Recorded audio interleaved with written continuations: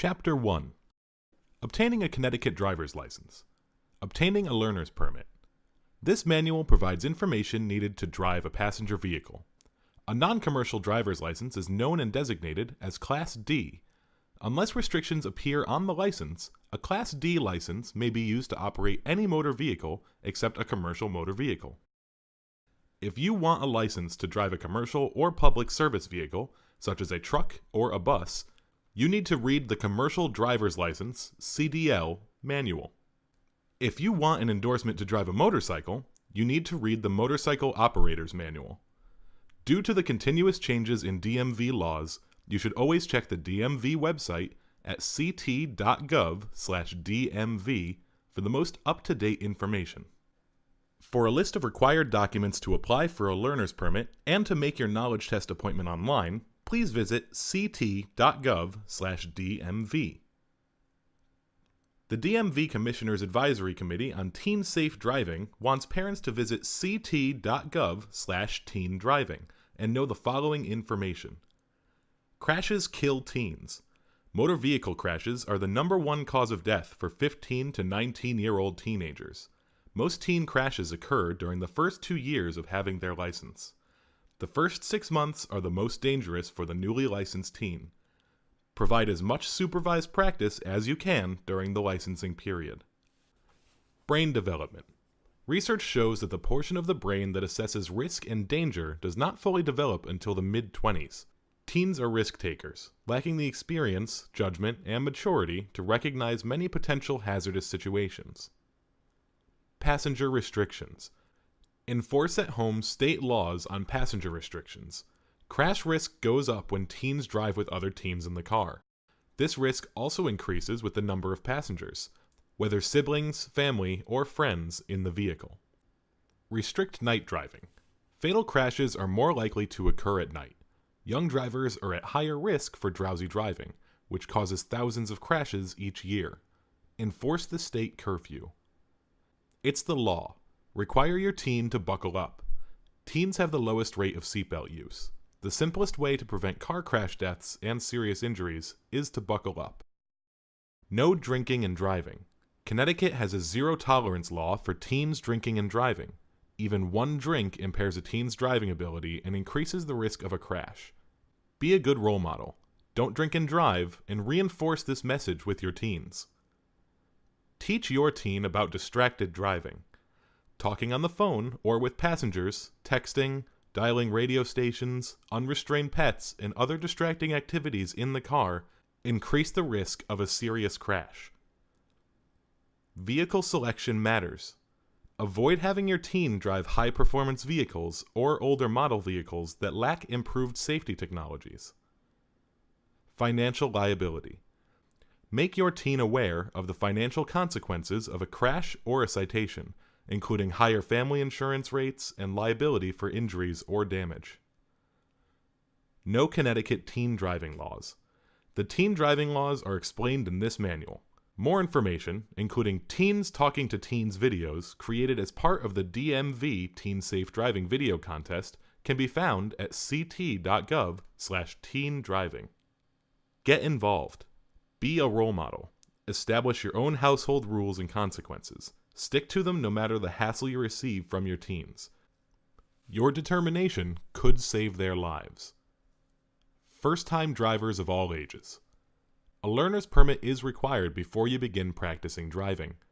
A permit holder must carry a learner's permit whenever he or she is operating a vehicle. Connecticut law requires anyone, regardless of age, who has not previously held a license in Connecticut, or who does not hold a valid license issued by another state, to take an 8-hour safe driving practices course at a Connecticut commercial driving school before he or she can obtain a license. DMV will issue a new photo image learner's permit for all qualified applicants. An applicant for a learner's permit must meet the health and fitness standards for license holders. An applicant who has physical or medical conditions that may affect his or her capability to operate a motor vehicle safely will be required to undergo a review of his or her conditions. A favorable review must be obtained prior to issuance of a learner's permit. Therefore, to avoid the possibility of a delay in the issuance of a learner's permit, it is recommended the applicant or applicant's parent or legal guardian contact the DMV Driver Services Division at 860-263-5720 as far in advance of making the application as possible. To obtain a learner's permit, you must be at least 16 years of age, and you must pass both a vision and a 25-question knowledge test. The permit will be valid until you obtain a driver's license, or 2 years from the date it is issued, whichever comes first. Preparing for your driver's test. Schedule your learner's permit knowledge test and make a payment online. Visit ct.gov/DMV for details. DMV offices conduct knowledge testing for operator licensing on an appointment basis. After you successfully pass the knowledge test, you will be able to schedule an appointment for the road test. Please check ct.gov/DMV/offices for a convenient location for taking the knowledge and road tests. Applicants must be prepared with all the necessary documents before the knowledge test is administered. The knowledge test. The knowledge test consists of 25 questions and you need 20 correct answers to pass. You must pass a knowledge test before you receive your learner's permit.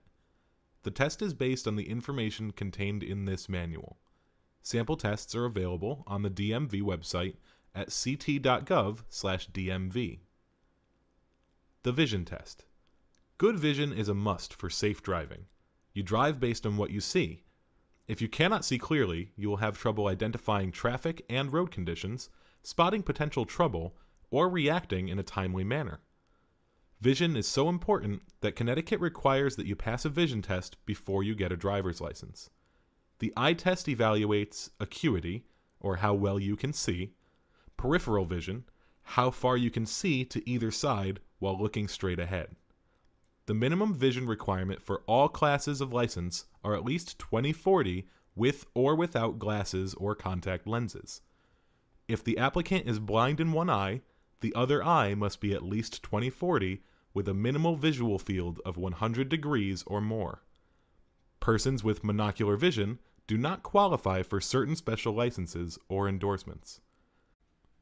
Other important aspects of vision are side vision.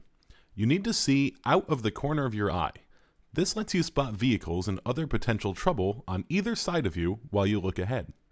Because you cannot focus on things to the side, you must also use your side mirrors or glance to the side if necessary. Judging distances and speeds. Even if you can see clearly, you may not be able to judge distances or speeds very well. In fact, you are not alone. Many people have problems judging distances and speeds.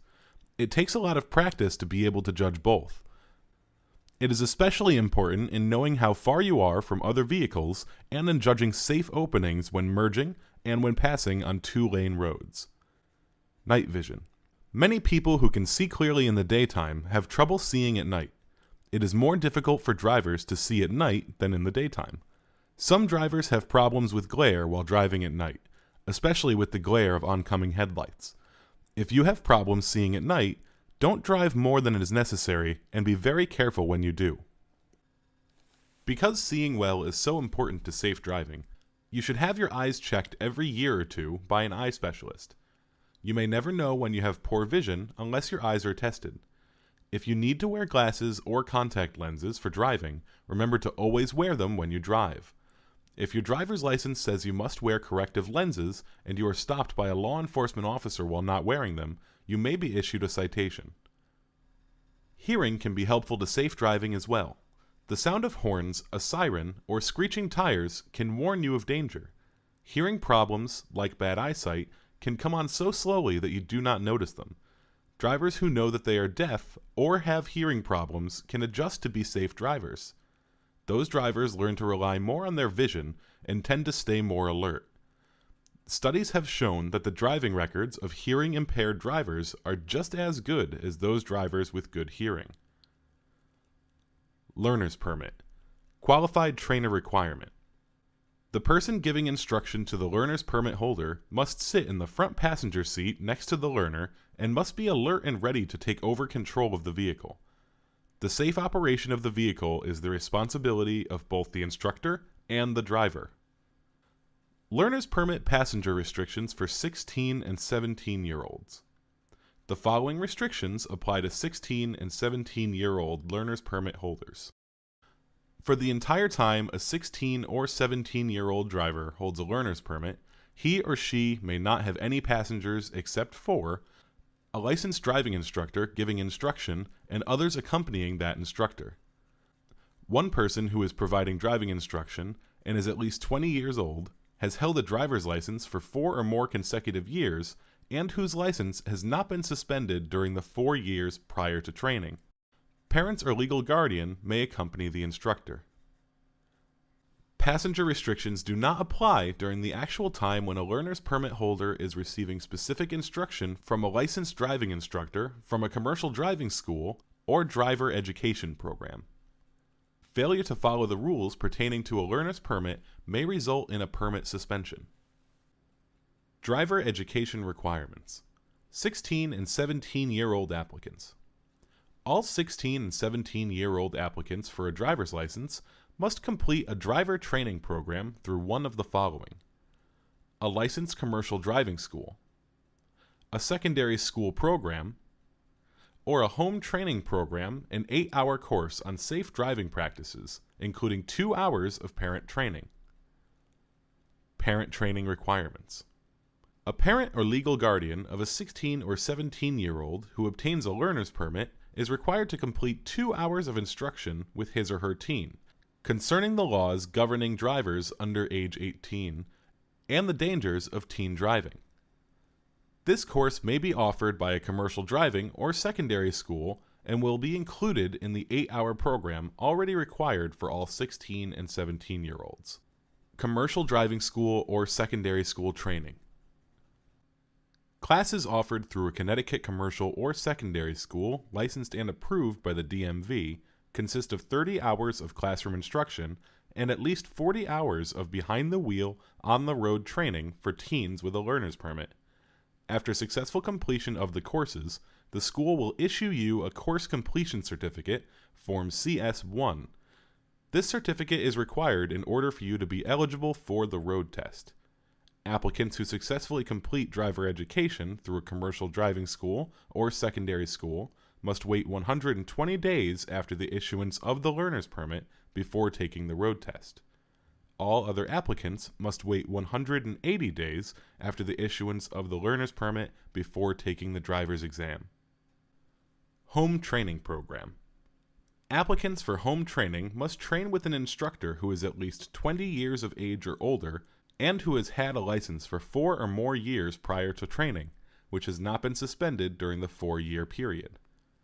Home training may be done by one of the following people: a parent, a foster parent or legal guardian, a grandparent, a spouse of a married minor applicant. The home instructor must sign a statement at the time of the road test, which states that the applicant has obtained a learner's permit and successfully completed at least 30 hours of course study, including an 8-hour safe driving practices class at a Connecticut commercial driving or secondary school. The home training course must cover all of the material in this manual, and such other information on driver's education that is deemed necessary for a person to know in order to safely operate a motor vehicle under present-day driving conditions. A student driver must also be given at least 40 hours of behind-the-wheel, on-the-road instruction, as well as completing the 2-hour parent training class accompanied by a parent or legal guardian.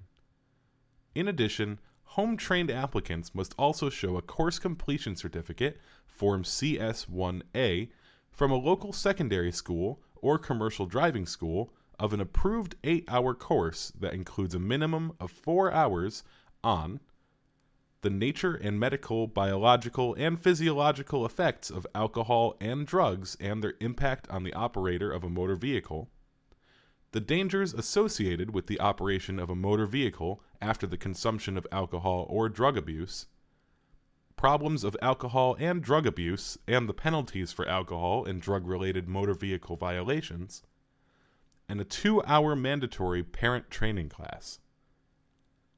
This 8-hour course requirement is also necessary for 16 and 17-year-old licensed drivers from out of state who wish to obtain a license in Connecticut.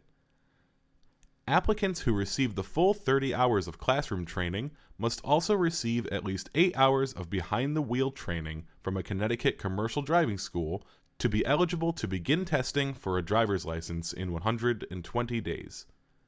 All other applicants must wait 180 days after the issuance of the learner's permit before taking the driver's exam.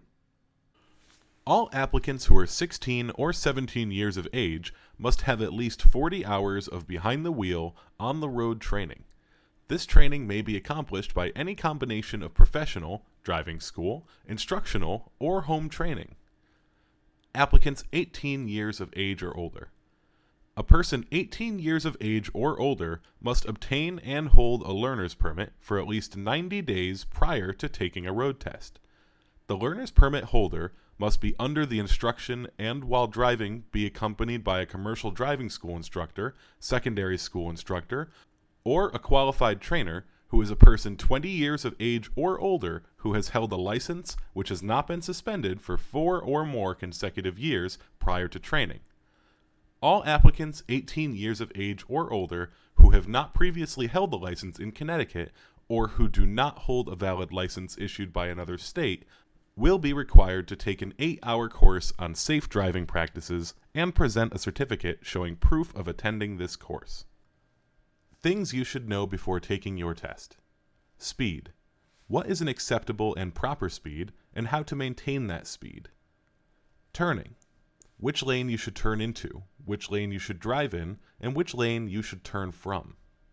Right of way. When and to whom you must yield the right of way and recognize when it is being yielded to you. Stopping. When you must stop for a yellow traffic signal and when it is permissible to keep going. Backing. How to safely control your car while driving in reverse. And parking. Park in and exit any style parking space, as well as park next to a curb in front of, behind, or between cars, and the proper way to park on a hill. Things you should remember during your test. Follow the directions you are given. Prior to entering the test vehicle, observe nearby parked cars, people, or objects that could affect your ability to safely put the car in motion. Make sure you can see clearly through the windows and in the mirrors. They should be cleaned and defogged. Apply the brake before you shift the car into gear from the park position. Accelerate and or shift smoothly, maintaining good control of the vehicle. Bring the car up to driving speed in a reasonable amount of time. Maintain a space cushion around your vehicle that is appropriate for the existing speed, road, and traffic conditions. In normal traffic situations, you should be able to bring your vehicle to a stop by smoothly and safely applying your brakes. Use the turn signals every time it is appropriate and be able to demonstrate hand signals. Be aware of other traffic and pedestrians every time you make a turn, and your speed should also be adjusted for the turn. You should have had enough experience and training to enable you to determine what your best course of action should be in a particular driving situation. Be alert to what is happening around you. The road test. After you hold your learner's permit for the required time and meet the training requirements, you will be able to schedule an appointment for the road test. Please check ct.gov/dmv/offices for a convenient location. At the time of the road test, you must appear at the office with a vehicle that is appropriate for the license class for which you are applying that is mechanically safe, and have a valid registration and proof of insurance. A non-licensed operator cannot drive to the test location alone. A long-term leased vehicle may be used for a road test if the vehicle has proof of insurance identifying the vehicle and the registrant. Only those long-term leased vehicles that are properly insured may be used for the driver's testing. If you do not have a valid driver's license, you cannot test in a rented vehicle. If the test vehicle is found to be in an unsafe operating condition, no behind-the-wheel evaluation will be conducted. The applicant will reschedule the road test for no fee. To begin the road test, you will need your learner's permit, proof of completing 8-hour safe driving course, CS1 form, license fees. You may pay $72 for a license after you pass the road test, a clearance letter from the DMV Medical Review Division, only if required. If you are 16 or 17 years old, you will also need proof of driver training. A permit holder must show proof of completion of a driver's education course. If home trained, a completed CS1 that certifies the student has attended an 8-hour course on safe driving practices, Connecticut Commercial Driving School Certificate, or a Connecticut Secondary Driving School Certificate. You will also need proof of parental training in the CS1 form. A parent or legal guardian of a teen who obtains a learner's permit is required to complete 2 hours of instruction concerning the laws governing drivers under age 18 and the dangers of teen driving. This course may be offered by a commercial or secondary driving school and will be included in the 8-hour program already required for all 16 and 17-year-olds. The road test evaluates your ability to properly adjust seat, mirrors, steering wheel, and seat belts, operation of vehicle equipment such as windshield wipers and washers, heater and defroster, parking brake, headlights and high beams, and the horn. Your response to traffic control signs and signals, signaling, interaction with other motorists, yielding the right of way and response to emergency vehicles, your backing and or parking the vehicle, your proficiency in basic driving skills such as turns, your ability to recognize any warning lights that may be displayed on your instrument panel, and your other driving maneuvers at the direction of the agent or inspector. Paying for your license. Acceptable forms of payment at the DMV branch offices are cash, money orders, personal checks, debit and credit cards, and bank checks. Please make all checks payable to DMV.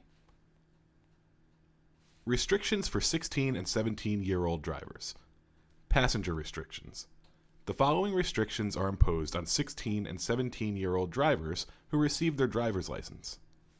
During the first 6 months, the newly licensed driver may not have any passengers in the vehicle except for a licensed driving instructor, his or her parents or legal guardian, at least one of whom holds a valid driver's license, or one person who is at least 20 years old, has held a driver's license for 4 or more consecutive years, and whose driver's license has not been suspended during the 4 years preceding the time of being transported. Parents or legal guardians may accompany the instructor. During the second 6 months, months 7 through 12, the only additional passengers allowed in the vehicle are members of the driver's immediate family. Hour restrictions. Curfew. From 11 p.m. to 5 a.m. Unless the teen is traveling for employment, school, religious activities, medical necessity, or if the individual is an assigned driver in the Safe Ride program. Please note that these passenger and curfew restrictions do not apply to active members of a volunteer fire company or department, a volunteer ambulance service or company, or an emergency medical service organization who are responding to an emergency call or carrying out duties as an active member, or if the individual is an assigned driver in the Safe Ride program. Other restrictions. In addition to the laws discussed, learner's permit holders and 16 and 17-year-old licensed drivers may not transport more passengers than the number of seatbelts in the vehicle, operate any vehicle that requires a public passenger transportation permit or a van pool vehicle, use a cell phone, even if it's hands-free, or mobile electronic device while driving, transport any passenger on a motorcycle for 6 months after the issuance of a motorcycle endorsement. Becoming an organ and tissue donor. Becoming an organ and tissue donor is easy. It can be done at the time you obtain or renew your driver's license or non-driver identification card just by visiting a DMV branch, or through the mail with DMV's change of address and or organ and tissue donor form. You will just need to bring your current Connecticut driver's license or ID card. At the DMV office location, you will need to visit the driver licensing area. At this location, a DMV representative will assist you in adding the organ and tissue donor insignia to your license. Just so you know, there is no fee to become an organ and tissue donor. By registering to be an organ and tissue donor with DMV, you'll be entered into the donor registry, which is your legal consent for donation. Please be sure to inform your family of your decision to be an organ and tissue donor. To find out more information on the organ and tissue donor program, please visit our website at ct.gov/DMV. Registering to vote. You can complete a voter registration form at your local DMV office when you apply for a driver's license or identification card.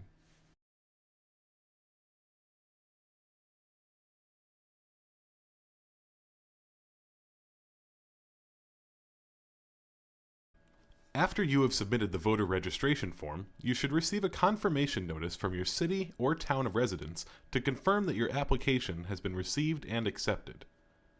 If you are changing your address with the DMV, you can check the appropriate box on the change of address form, and we will notify your city or town of residence that you have moved. Forms for voter registration are also available on the DMV website at ct.gov/DMV. Services for drivers with disabilities. Limited Licenses Program. The Connecticut DMV, with the help of its Medical Advisory Board, a group of medical doctors who volunteer their time, has developed a limited driver's license program. This licensing program is for the person whose physical abilities, for whatever reason, have changed since his or her initial licensing. It also allows the DMV to issue new licenses to persons who previously would not have qualified for a license. Before a limited license is issued to a person, reports made by one or more physicians must be submitted, and the person may be required to pass an on-the-road skill test with a DMV inspector.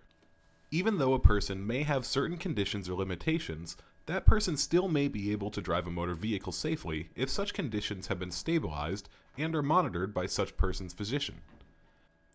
Information regarding license, health, and fitness standards should be directed to the DMV Driver Services Division, which will advise as to the information that may be required to be filed depending on a person's condition.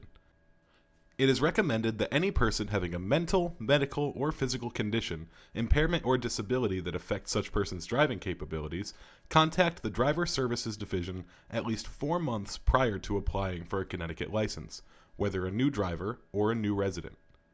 For further information, please contact the Driver Services Division at 860-263-5723. Health standards are more stringent for the holder of a commercial driver's license, or CDL, or the holder of a license to operate a vehicle carrying passengers, such as a taxi, delivery vehicle, bus, or school bus. A limited license may contain one or more of the following restrictions, which will be noted on the license document, and which will permit the operation of a motor vehicle. During the period of daylight beginning a half an hour before sunrise and ending a half an hour after sunset.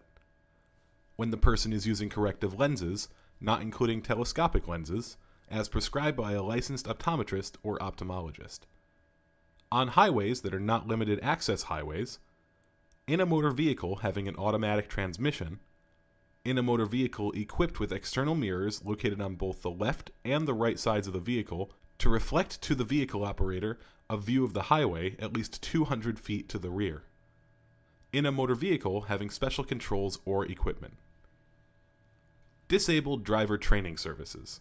Connecticut offers training services for permanent state residents who are disabled and may still have the ability to drive using special adaptive equipment. Residents interested in the program should contact the State Bureau of Rehabilitation Services at 860-424-4844. Chapter 2. Before you get behind the wheel. Know your vehicle inside and out. How safely you can drive starts with the vehicle you're driving. It is the duty of drivers to make certain that the vehicles they are driving are safe to operate.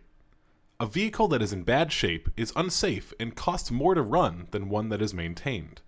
It can break down or cause a collision. If a vehicle is in bad shape, you might not be able to get out of an emergency situation. A vehicle in good shape can give you an extra safety margin when you need it. Your vehicle may be required to have an emissions inspection at an authorized inspection station. If the vehicle does not pass, you will be given 60 days to have the problem fixed and the emissions rechecked. You should follow your vehicle owner's manual for routine maintenance. Some you can do yourself. A qualified mechanic must do some. A few simple checks will help prevent trouble on the road. Exterior equipment. Braking system. Only your brakes can stop your vehicle. It is very dangerous if they are not working properly. If they do not seem to be working properly, make a lot of noise, emit an unusual odor, or the brake pedal goes to the floor, have a mechanic check them. If the vehicle pulls to one side when the brake is applied, this would indicate a problem in the braking system and that it should be serviced. Lights. Make sure that turn signals, brake lights, tail lights, and headlights are operating properly. These should be checked from outside of your vehicle. Your brake lights tell other road users that you are stopping, just as turn signals tell them that you are turning. An out-of-line headlight can shine where it does not help you and may blind other drivers. If you are having trouble seeing at night, or if other drivers are often flashing their headlights at you, have a mechanic check the headlights. Windshield, wipers, and windows. It is important that you are able to see clearly through the windows and windshield. Clear snow, ice, or frost from all windows before driving. Windshield wipers keep the rain and snow off the windshield. Some vehicles also have wipers for rear windows and headlights. Make sure all wipers are in good operating condition. If the blades are not clearing water well, replace them. Keep your window washer bottle full. Make sure the inside of the windshield and windows are clean as well. Bright sun or headlights on a dirty windshield make it hard to see. Damaged glass can break very easily in a minor collision or when something hits the windshield. Have a damaged windshield replaced. Tires. Worn or bald tires can increase your stopping distance and make turning more difficult when the road is wet. Unbalanced tires and low pressure cause faster tire wear, reduce fuel economy, and make the vehicle harder to steer and stop. If the vehicle bounces, the steering wheel shakes, or the vehicle pulls to one side, have a mechanic check it. Worn tires increase the effect of hydroplaning and increase the chance of having a flat tire. Check your tire's air pressure with an air pressure gauge when the tires are cold.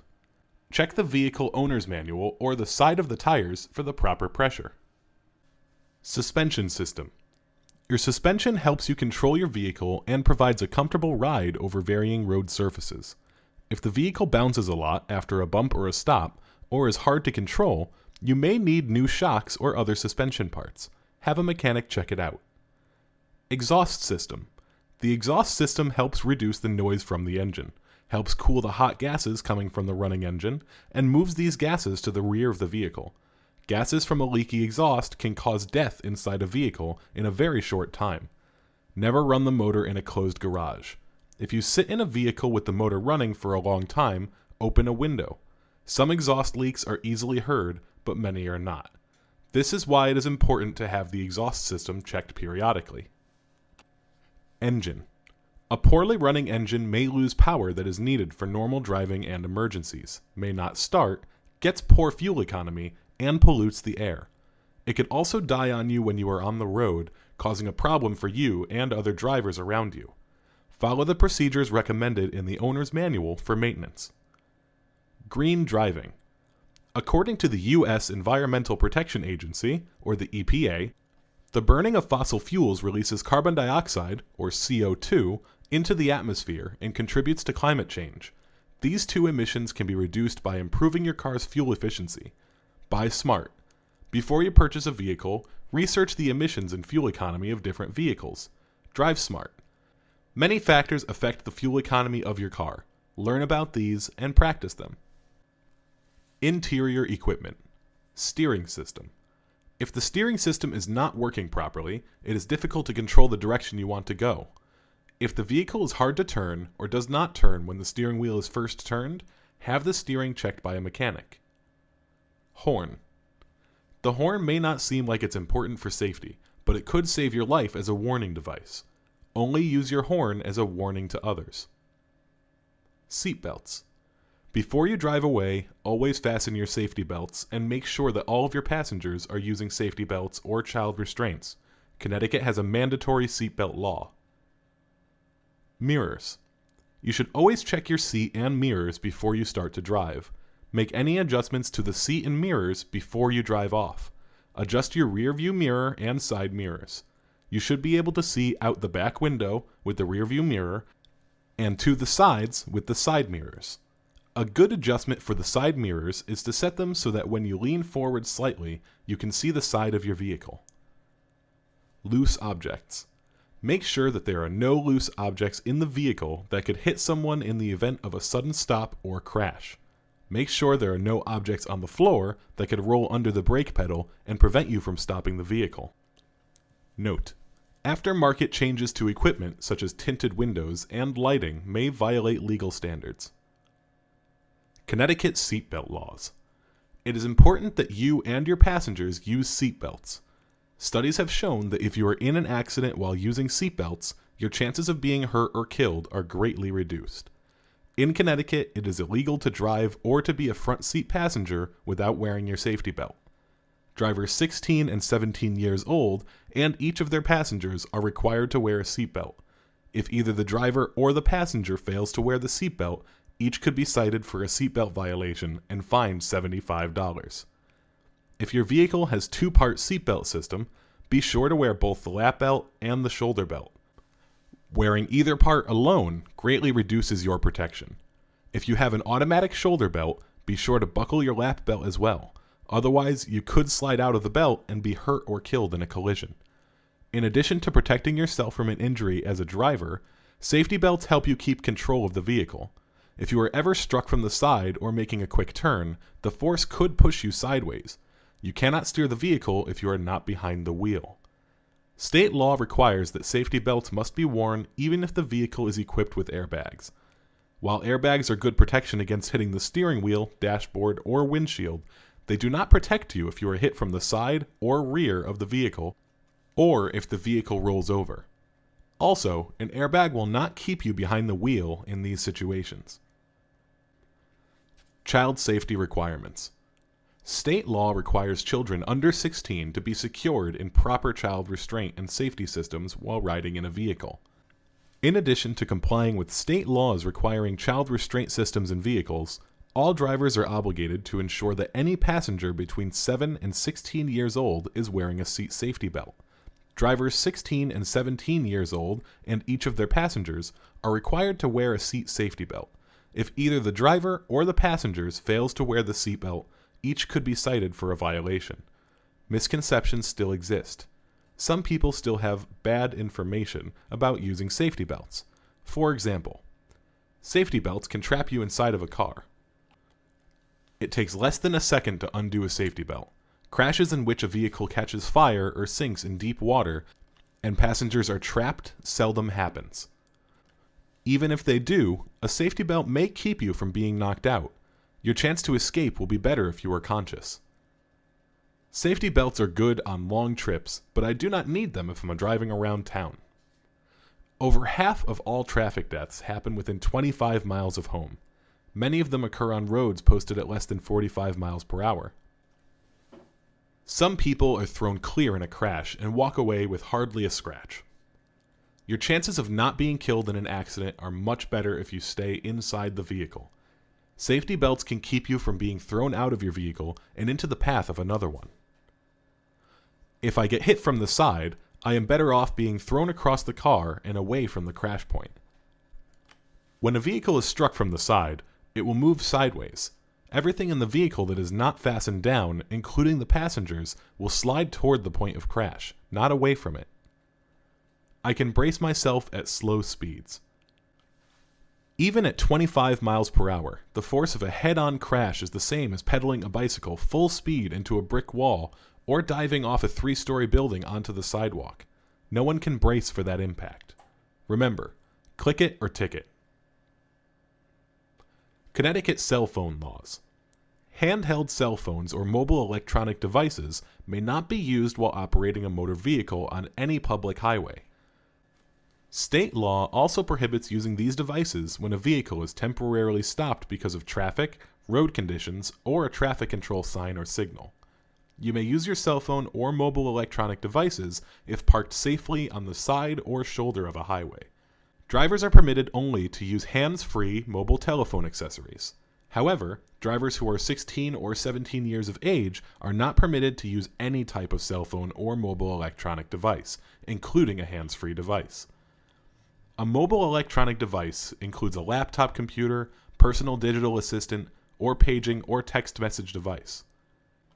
The exceptions to this requirement, where a cell phone or mobile electronic device may be used by a driver of any age, is an emergency situation, when contacting an emergency response operator, a hospital, physician's office, health clinic, ambulance company, or fire or police department.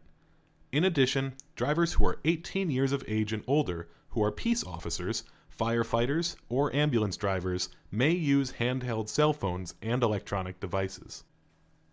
Any 16 or 17-year-old found violating Connecticut's cell phone law will be charged with a moving violation. If an operator is under the age of 18, a conviction for violating the cell phone law will result in a license suspension. If an operator is under age 18, it is a moving violation, which is counted when determining if attendance is required in the operator retraining program. Connecticut insurance laws. Connecticut law requires continuous insurance coverage on any registered vehicle. If you, or the vehicle owner, fail to maintain insurance, the insurance company will send a report of cancellation to the DMV. You will be notified by the DMV of the violation. This notice offers the registered owner the opportunity to enter into an insurance compliance agreement, show proof of insurance, and pay the insurance compliance fine. By doing so, no further action will be taken against the registered owner as long as insurance coverage on the vehicle is continually maintained while the vehicle is registered in the owner's name.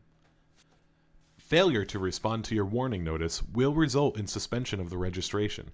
A vehicle cannot be operated legally on any public highway without registration. For more information, visit the DMV website under Insurance at ct.gov/DMV. Chapter 3. Driving Behaviors. Good Driving Practices. Starting. Check the vehicle owner's manual for how to best start the vehicle. Make sure the parking brake is on before you start the vehicle. If the vehicle has a manual transmission, it must not be in gear. In some vehicles, the clutch must be depressed. For a vehicle that has an automatic transmission, you must put the shift selector in park. Accelerating. Accelerate gradually and smoothly. Trying to start too fast can cause the drive wheels to spin, particularly on slippery surfaces, and cause the vehicle to slide. With a manual shift vehicle, practice using the clutch and accelerator so that the engine does not over-accelerate or stall when shifting between gears. Steering.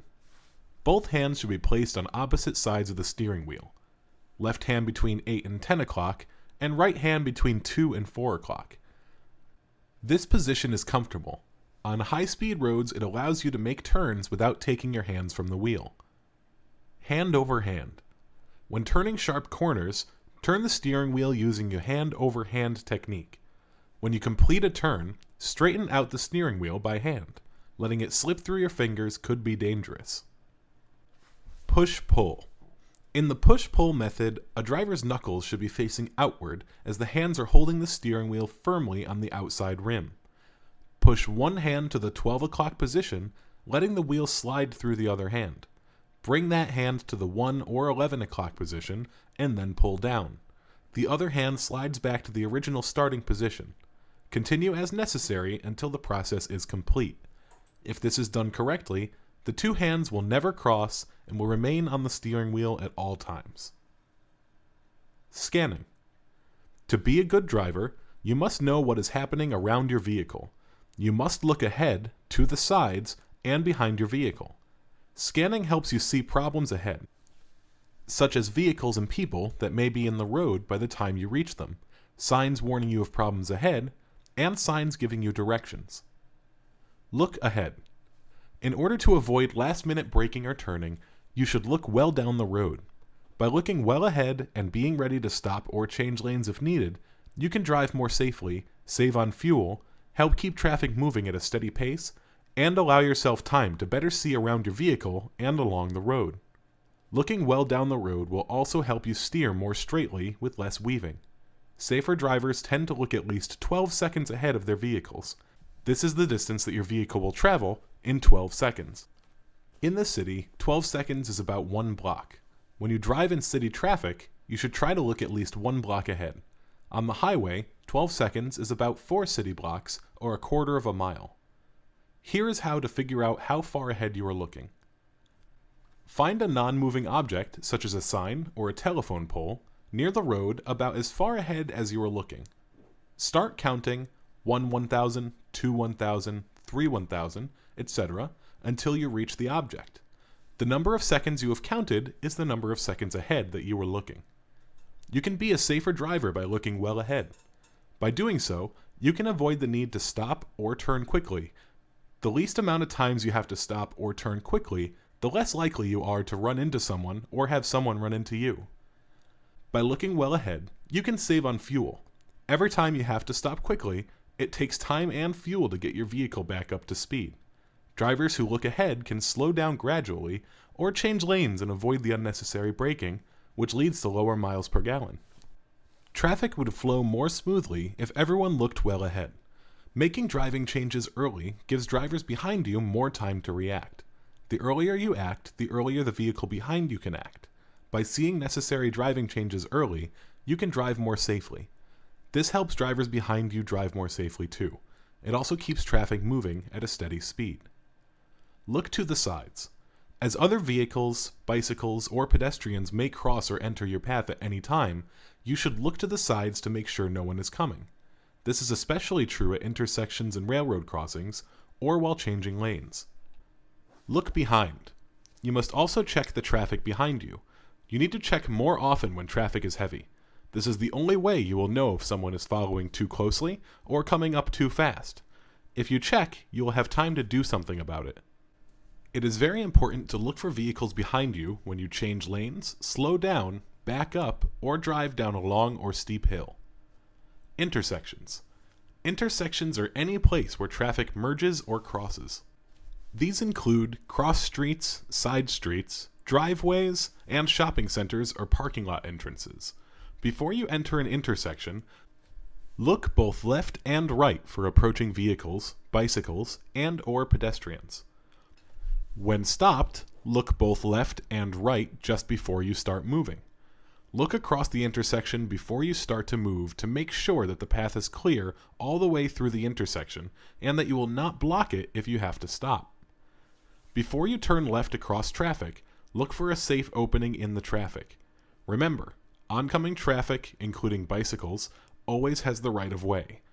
Look to the street onto which you are turning to make sure that no vehicles, bicycles, or pedestrians are in your path.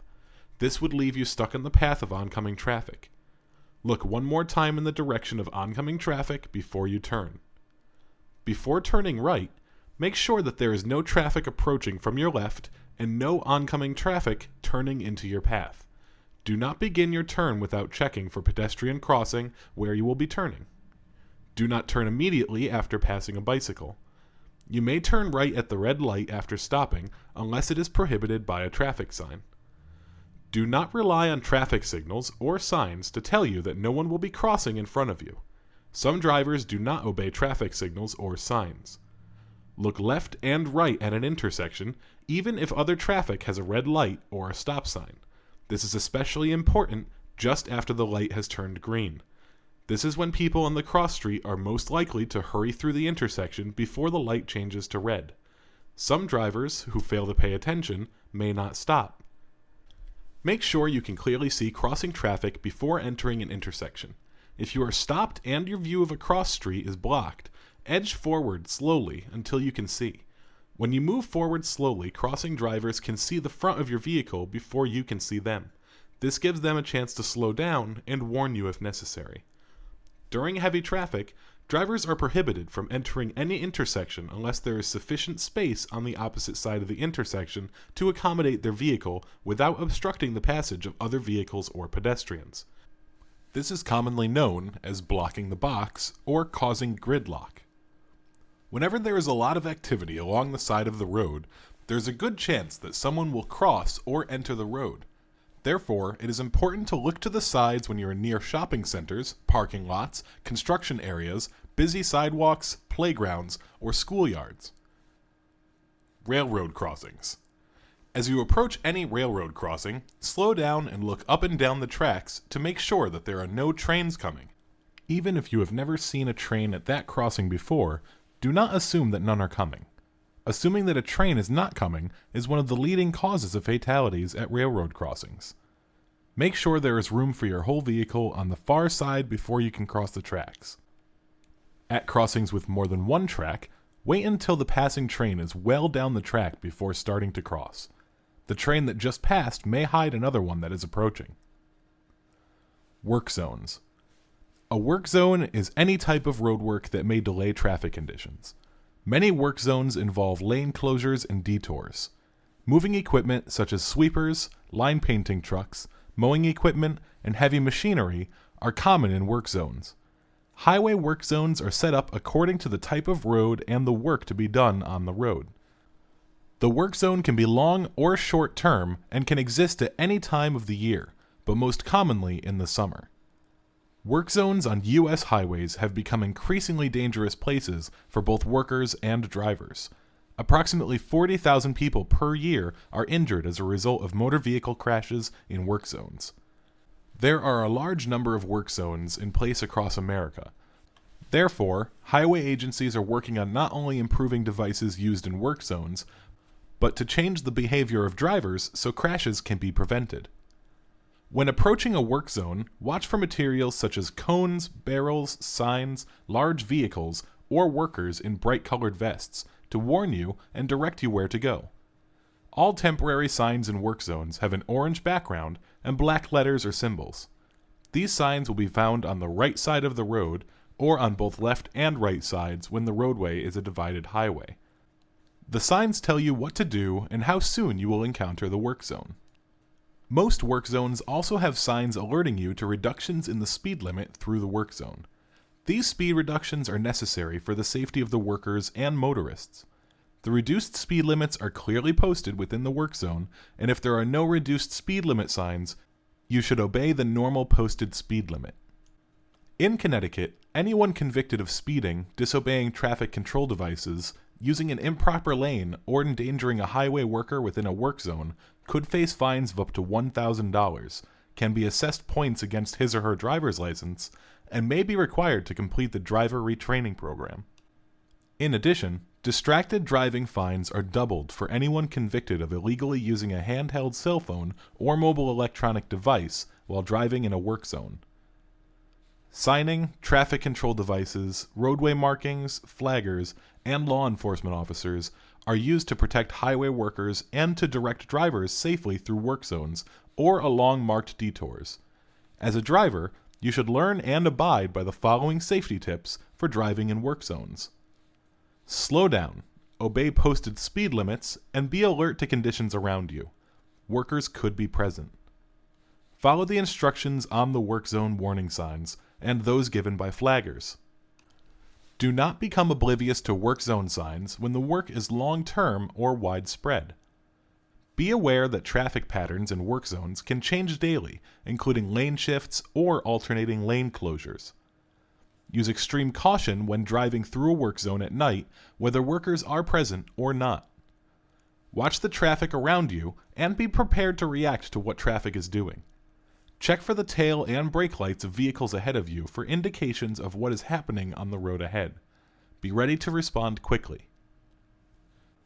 Merge as soon as possible.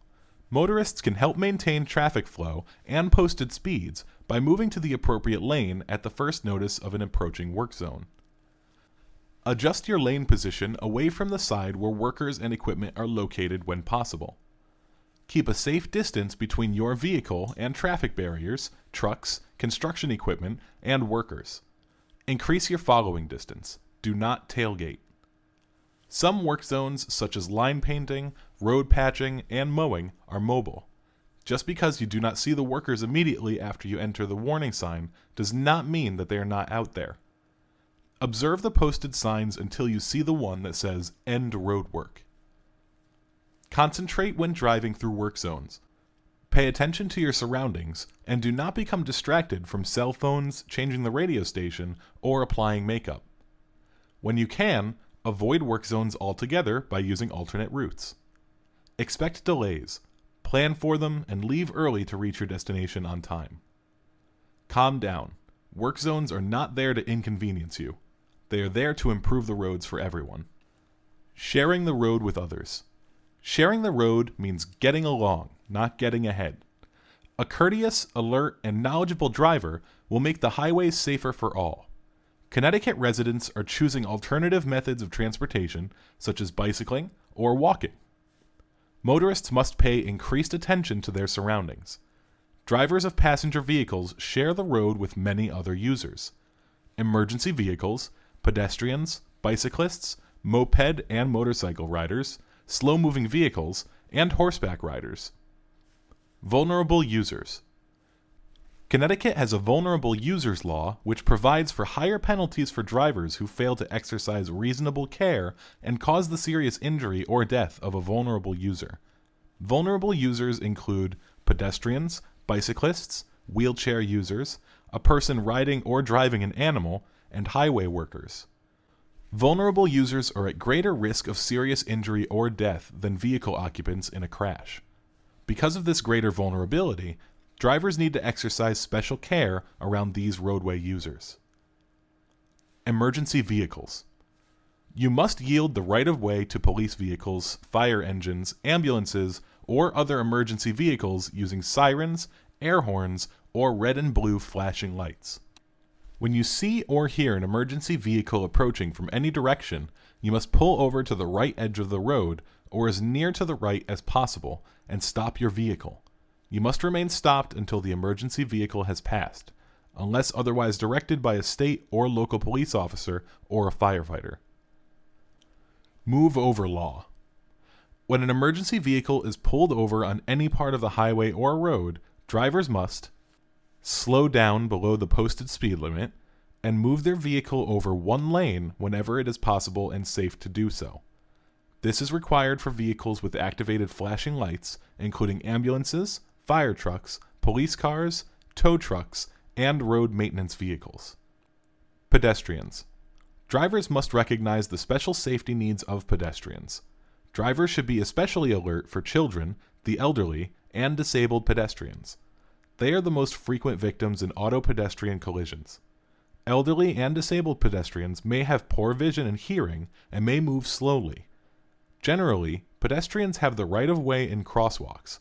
There is a crosswalk at every intersection, even if it is not marked by painted lines. To determine where an unmarked crosswalk is, imagine that the sidewalk or shoulder at the corner extends across the road and meets the sidewalk or shoulder on the other side. Drivers must slow or stop your vehicle and grant the right-of-way for a pedestrian crossing at a crosswalk, marked or unmarked, when the pedestrian steps to the curb at the entrance of the crosswalk or is within any portion of the crosswalk. Children at play and school zones. Children are often the least predictable pedestrians and the most difficult to see. Take extra care to look out for children, especially near schools, bus stops, playgrounds, parks, and ice cream trucks. Always be extra watchful when backing in or out of a driveway. Children may run behind or be playing behind vehicles. Be particularly alert at all times for children and pedestrians in a school zone. Follow the signs or flashing lights that warn you that you are approaching a school or a school crossing. School hours are not the only time children are present. You must obey the slower posted speed limit in school zones or be subject to fines. Stop and yield to students who are crossing or if a crossing guard signals you to do so. White canes and guide dogs. Blind or partially blind pedestrians may carry a white cane or use the assistance of a guide dog. You must give the right-of-way to a pedestrian with a guide dog or who is carrying a white cane, with or without a colored tip. Stop and stay stopped if the person is attempting to cross or is in the process of crossing the road. At regulated intersections, remain stopped until the pedestrian is out of the road, even if you have a green light. Bicyclists. Bicyclists are considered vehicles when on the roadways. They are expected to follow the same rules of the road as motorized vehicles. As a motorist, you should know that a bicyclist has the same rights, privileges, and responsibilities as you. You should expect to see bicyclists on the road driving with traffic. You should not be surprised to see a bicyclist using the left lane when turning. Additionally, when a lane is too narrow for cars and bikes to drive side by side, the bicyclist will take the travel lane, which means driving in or near the center of the lane. Respect for each other will aid in the smooth flow of traffic. Bicyclists may not be easily seen in traffic. You must be alert for bicyclists and be extra careful when approaching them. Just as motorists have different levels of skill, bicyclists also have varying levels of skill. A skillful bicyclist rides predictably and holds a steady line. An unskilled bicyclist may swerve unpredictably, ignore traffic signs and signals, and ride without a light at night. If you see an unskilled bicyclist, be ready for any sudden movements. As a bicyclist, you are required to ride on the right side of the roadway. You must obey all traffic signs and signals and use hand signals to let others know what you plan to do. You are required to yield to pedestrians. You are required to wear a helmet if you are under 16 years of age. If you are 16 years of age or older, you should consider wearing a helmet as a safety precaution. All bicyclists should wear brightly colored clothing, use required lights and reflectors, and keep your bicycle in good repair. As a driver, you must yield to bicyclists in intersections as you would for pedestrians and other vehicles. You must yield the right of way to a bicyclist when a bicycle path or bike lane intersects a road. You must yield to bicyclists in a bicycle lane or persons on a sidewalk before you turn across the lane or sidewalk. Fines are doubled for failure to yield right of way to a bicyclist. When approaching or passing a bicyclist, slow down and pass only when you're able to give a minimum of 3 feet distance between your vehicle and the bicycle. Be aware of the width of your vehicle and any load or trailer that you may be hauling. Be careful after you have passed a bicyclist. Do not slow down or stop quickly or turn right immediately. A motor vehicle's brakes are more powerful than a bicycle's, and you could cause a crash.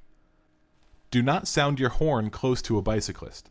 Unless you have a good cause to warn the bicyclist, sounding your horn to alert your presence may startle them and cause them to steer into your path and crash.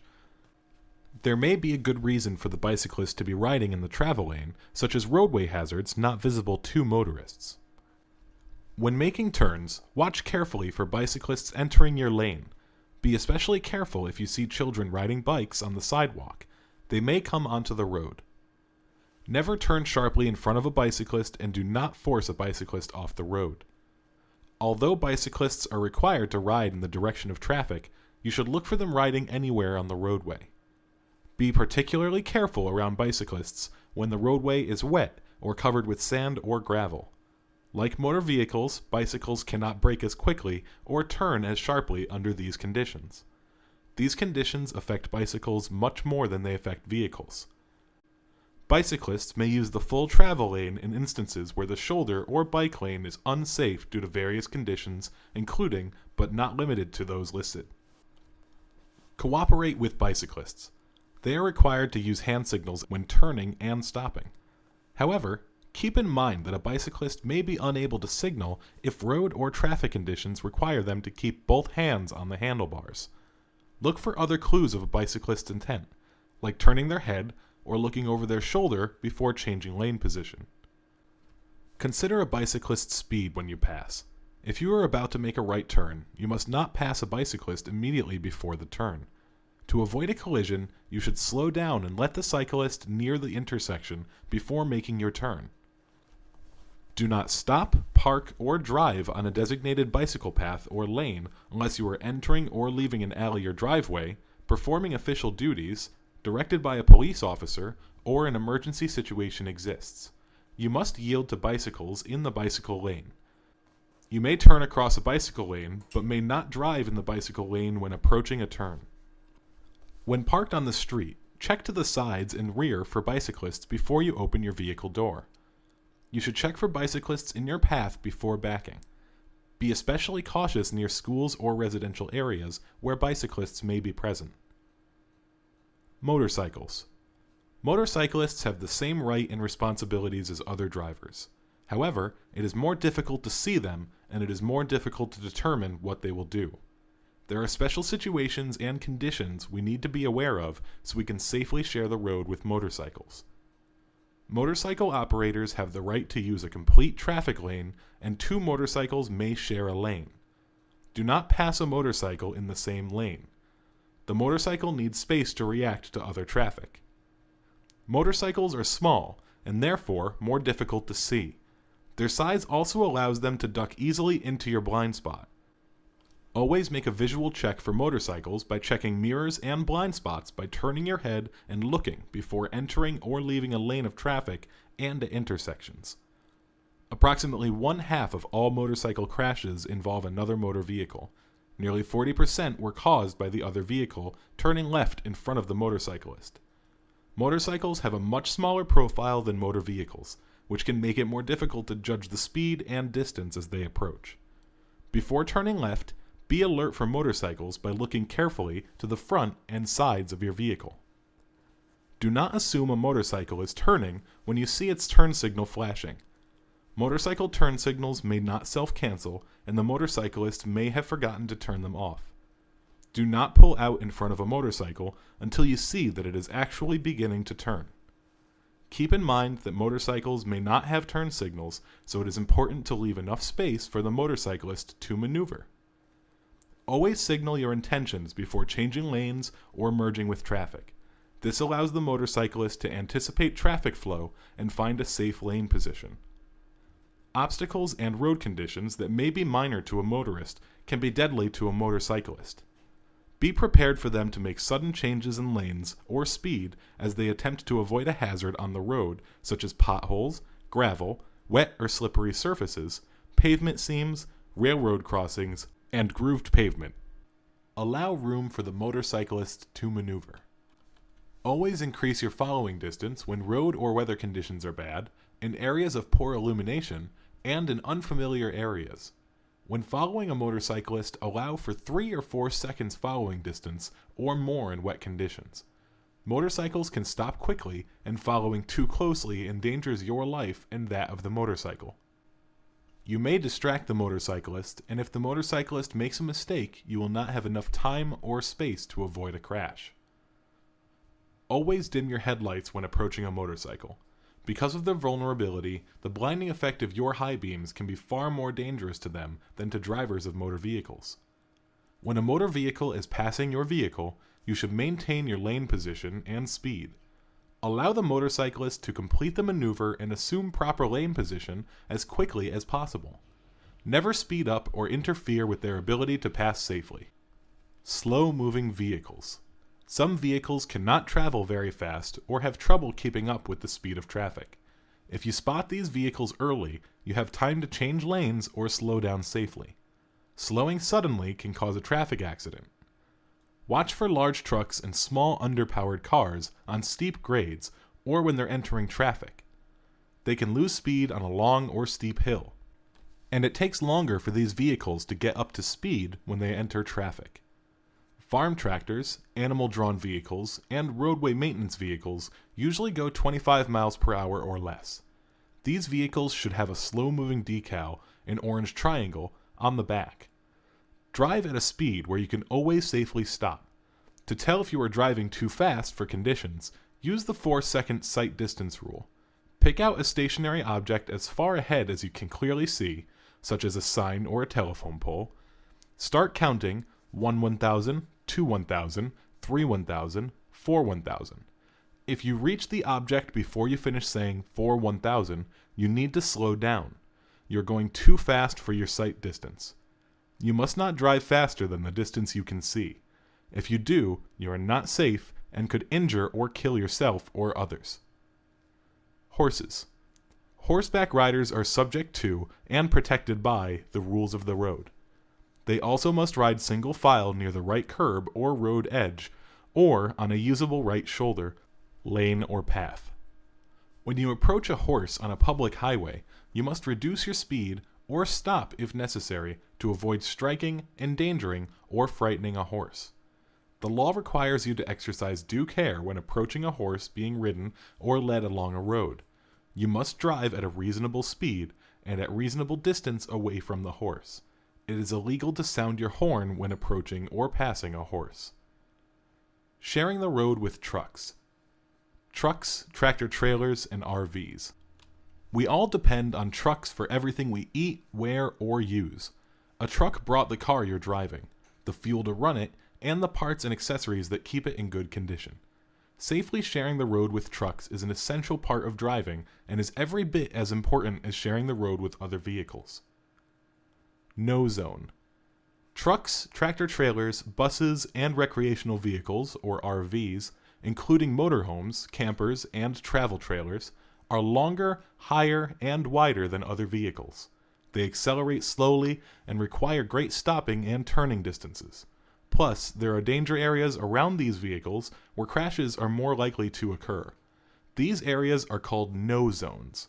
No zones on the side, front, and rear also include blind spots where your car disappears from the driver's view. Learning the no zones can help save your life. Side no zones. Trucks, tractor-trailers, buses, and RVs have big no zones on both sides, which are dangerous because these vehicles must make wide turns. These no zones or blind spots are much larger than your car's blind spots. If you can't see the driver's face in his side view mirror, then he can't see you. Rear no zone. Trucks, tractor-trailers, buses, and RVs have huge no zones directly behind them. The driver can't see your car behind his vehicle, and you can't see what's happening in traffic ahead of his vehicle.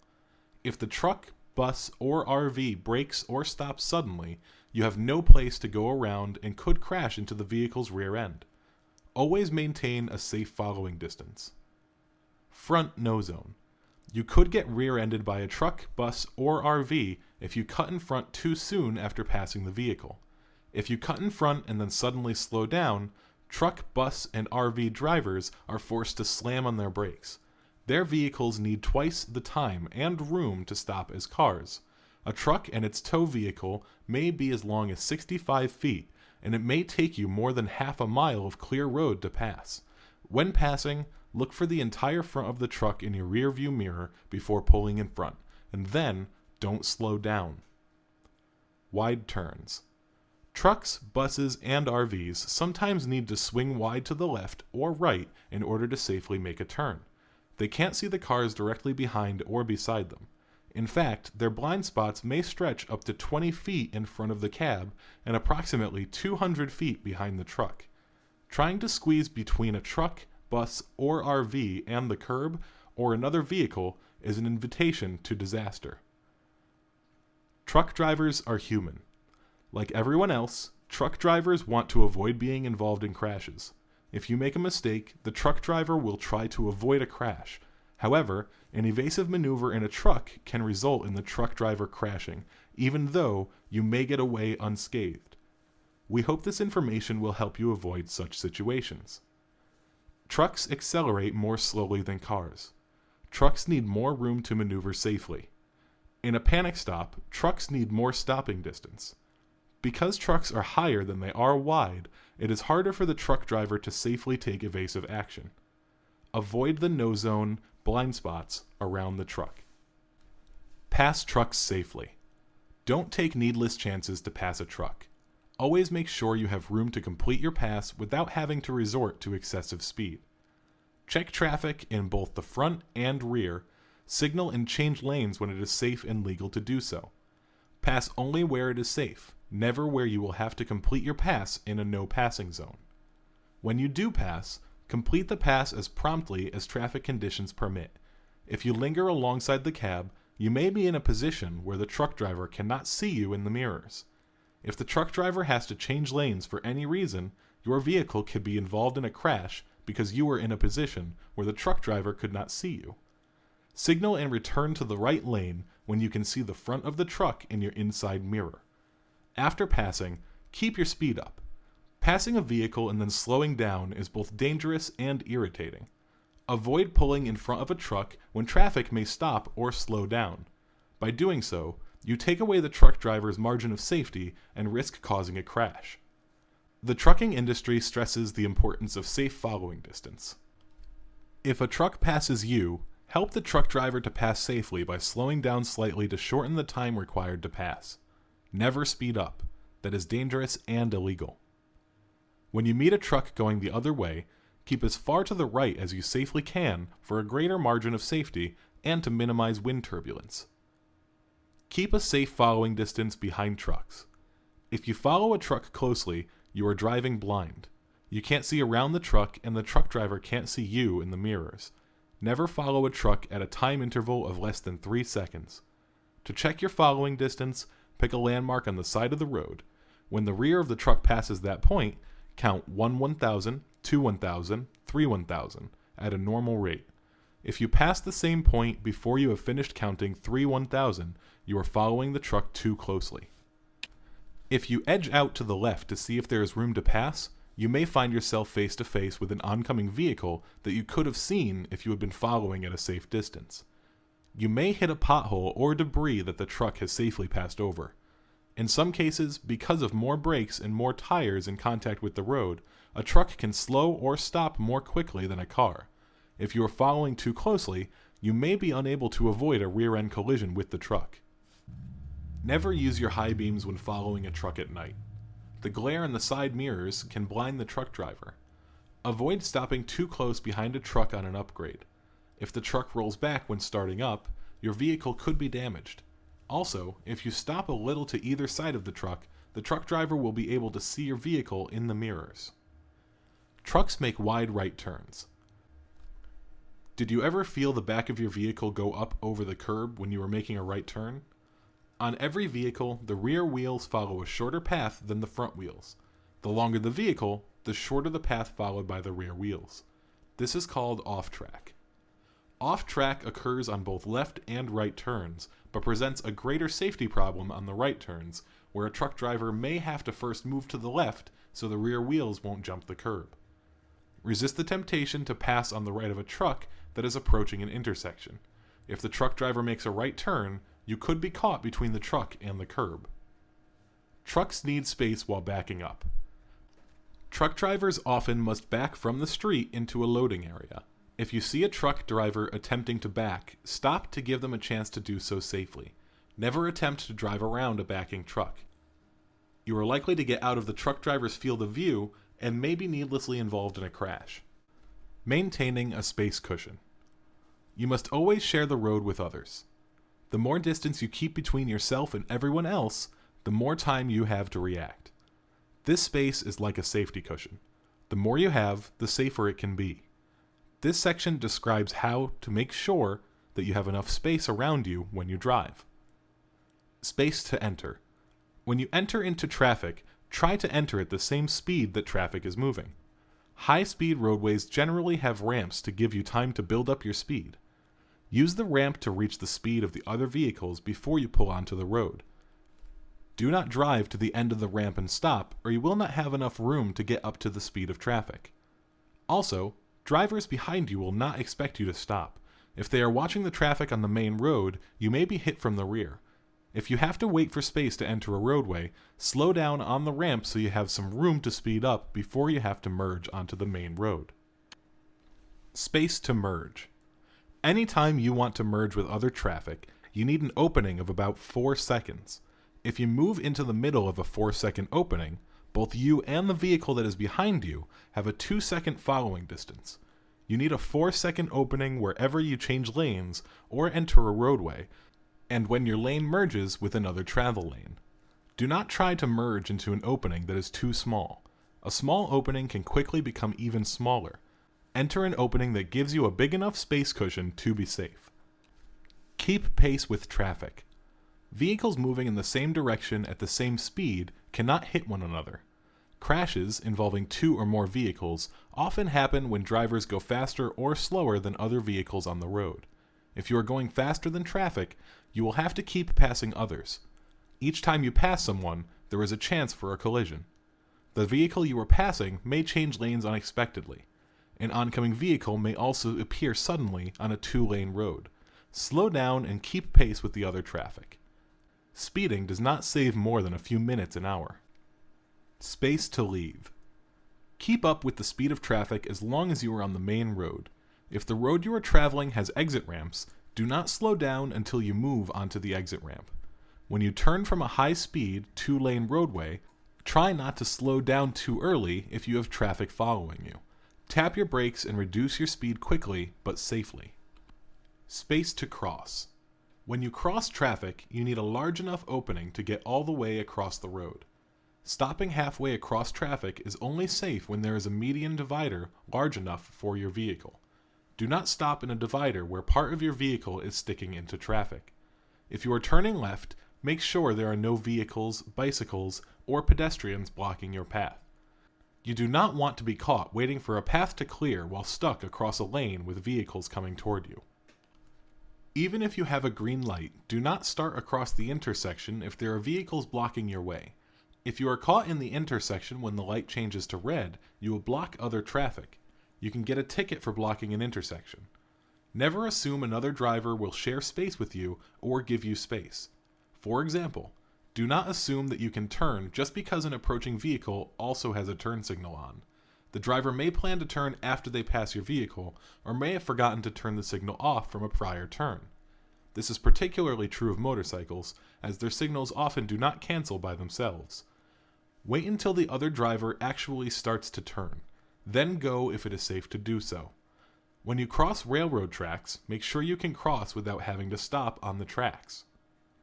Space ahead. Rear-end crashes are very common. They are caused by drivers who follow too closely to be able to stop before hitting the vehicle ahead when it suddenly stops. There is an easy way to tell if you're following too closely. It's called the 3-second rule, and it works at any speed. How to use the 3-second rule. Watch for when the rear of a vehicle ahead passes a sign, pole, or any other stationary point. Count the seconds it takes you to reach the same spot. 1 1,000, 2 1,000, 3 1,000. You are following too closely if you pass the mark before you finish counting. If so, drop back and then count again at another spot to check the new following distance. Repeat until you are following no closer than 3 seconds. There are also situations where you need more space in front of your vehicle. In the following situations, you may need a 4-second following distance to be safe. When to use the 4-second rule. Slippery roads. Because you need more distance to stop your vehicle on slippery roads, you must leave more space in front of you. If the vehicle ahead suddenly stops, you will need the extra distance to stop safely. The driver behind you wants to pass. Slow down to allow room in front of your vehicle. Slowing will also allow the pass to be completed sooner. Following motorcycles. If the motorcycle should fall, you need extra distance to avoid the rider. The chances of a fall are greatest on wet and icy roads, gravel roads, and metal surfaces such as bridges, grading, and streetcar or railroad tracks. Following drivers who cannot see you. The drivers of trucks, buses, vans, or vehicles pulling campers or trailers may not be able to see you when you are directly behind them. They could stop suddenly without knowing that you're there. Large vehicles also block your view of the road ahead. Falling back allows you more time to see ahead. When you are being followed closely. If you are being followed closely, pull to the right and allow the vehicle behind you to pass. Pulling a trailer. The extra weight increases your stopping distance. Low visibility. When it is hard for you to see ahead because of darkness or bad weather, you need to increase your following distance. Following emergency vehicles. Police vehicles, ambulances, and fire trucks need more room to operate. Railroad crossings. Leave extra room for vehicles required to stop at railroad crossings, including transit buses, school buses, and vehicles carrying hazardous materials. When stopped on a hill or an incline. Leave extra space when stopped on a hill or an incline. The vehicle ahead may roll back when it starts up. Space behind. It is not always easy to maintain a safe distance behind your vehicle. However, you can help keep the driver at a safe distance by keeping a steady speed and signaling in advance when you have to slow down or turn. Stopping to pick up or let off passengers. Try to find a safe place out of traffic to stop. Parallel parking. If you want to parallel park and there is traffic coming behind you, put on your turn signal, pull next to the space, and allow following vehicles to pass before you park. Driving slowly. When you have to drive so slowly that you slow down other vehicles, pull to the side of the road when it is safe to do so and let them pass. There are turnout areas on some 2-lane roads you can use. Other 2-lane roads sometimes have passing lanes. Slowing down. Always check behind your vehicle whenever you slow down or stop. This is very important when you slow down quickly or at points where a following driver would not expect you to slow down, such as private driveways or parking spaces. Being tailgated. Every now and then, you may find yourself being followed closely or tailgated by another driver. If you are being followed too closely and there is a right lane, move over to the right. If there is no right lane, wait until the road ahead is clear, then reduce speed slowly. This will encourage the tailgater to drive around you. Never slow down quickly to discourage a tailgater. It increases your risk of being hit from behind. Space to the side.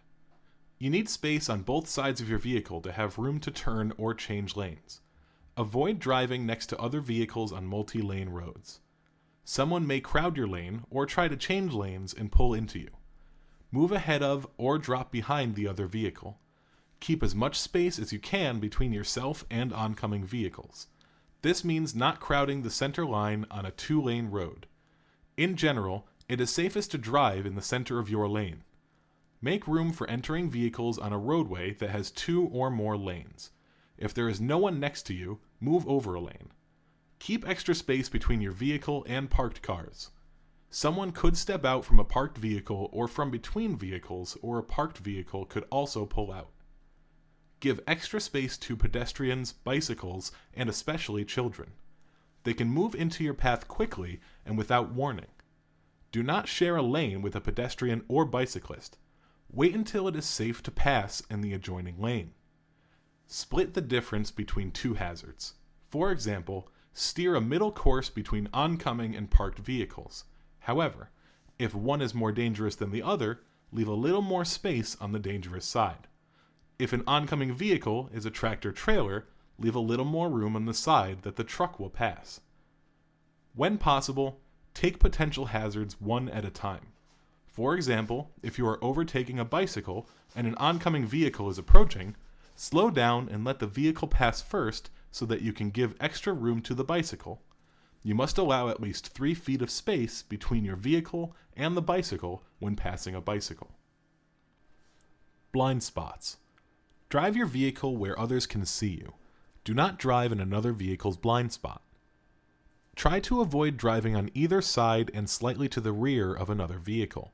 You will be in their blind spot. Either speed up or drop back so the other driver can see your vehicle more easily. When passing another vehicle, get through the other driver's blind spot as quickly as you can. The longer you stay there, the longer you are in danger of them turning towards you. Never stay alongside a large vehicle such as a truck or a bus. These vehicles have large blind spots. It is hard for drivers of large vehicles to see you. Trouble spots. Wherever people or traffic gathers, your room to maneuver is limited. You need to lower your speed to have time to react in a crowded space. Here are some of the places or situations where you may need to slow down. Shopping centers, parking lots, and downtown areas. These are busy areas with vehicles and people stopping, starting, and moving in different directions. Rush hours. Rush hours often have heavy traffic and drivers that always seem to be in a hurry. Narrow bridges and tunnels. Vehicles approaching each other are closer together. Toll plazas. Vehicles are changing lanes, preparing to stop, and then speeding up again when they leave the plaza. The number of lanes should change both before and after the plaza. Schools, playgrounds, and residential streets. There are often children in these areas. Always be alert for children crossing the street or running or riding into the street without looking. Railroad crossings. You need to make sure that there are no trains coming and that you have room to cross. Some crossings are bumpy, so you need to slow down to cross safely. Do not pass if there is a railroad grade crossing ahead. Changing lanes. When there are no signs or markings to control the use of lanes, there are rules that indicate which lane is to be used. Remember that you must allow 3 feet between your vehicle and a bicycle when passing a bicycle. These rules cover general driving, passing, and turning. Whenever you want to change lanes, you must check that there are no vehicles in your way in the lane that you want to enter. This means you must check for traffic to the side of and behind your vehicle before you change lanes. Changing lanes includes moving from one lane to another, merging onto a roadway from an entrance ramp, and entering the roadway from the curb or shoulder. When changing lanes, look in your rear view and side mirrors. Make sure there are no vehicles in the lane you want to enter. Make sure that nobody is about to pass you.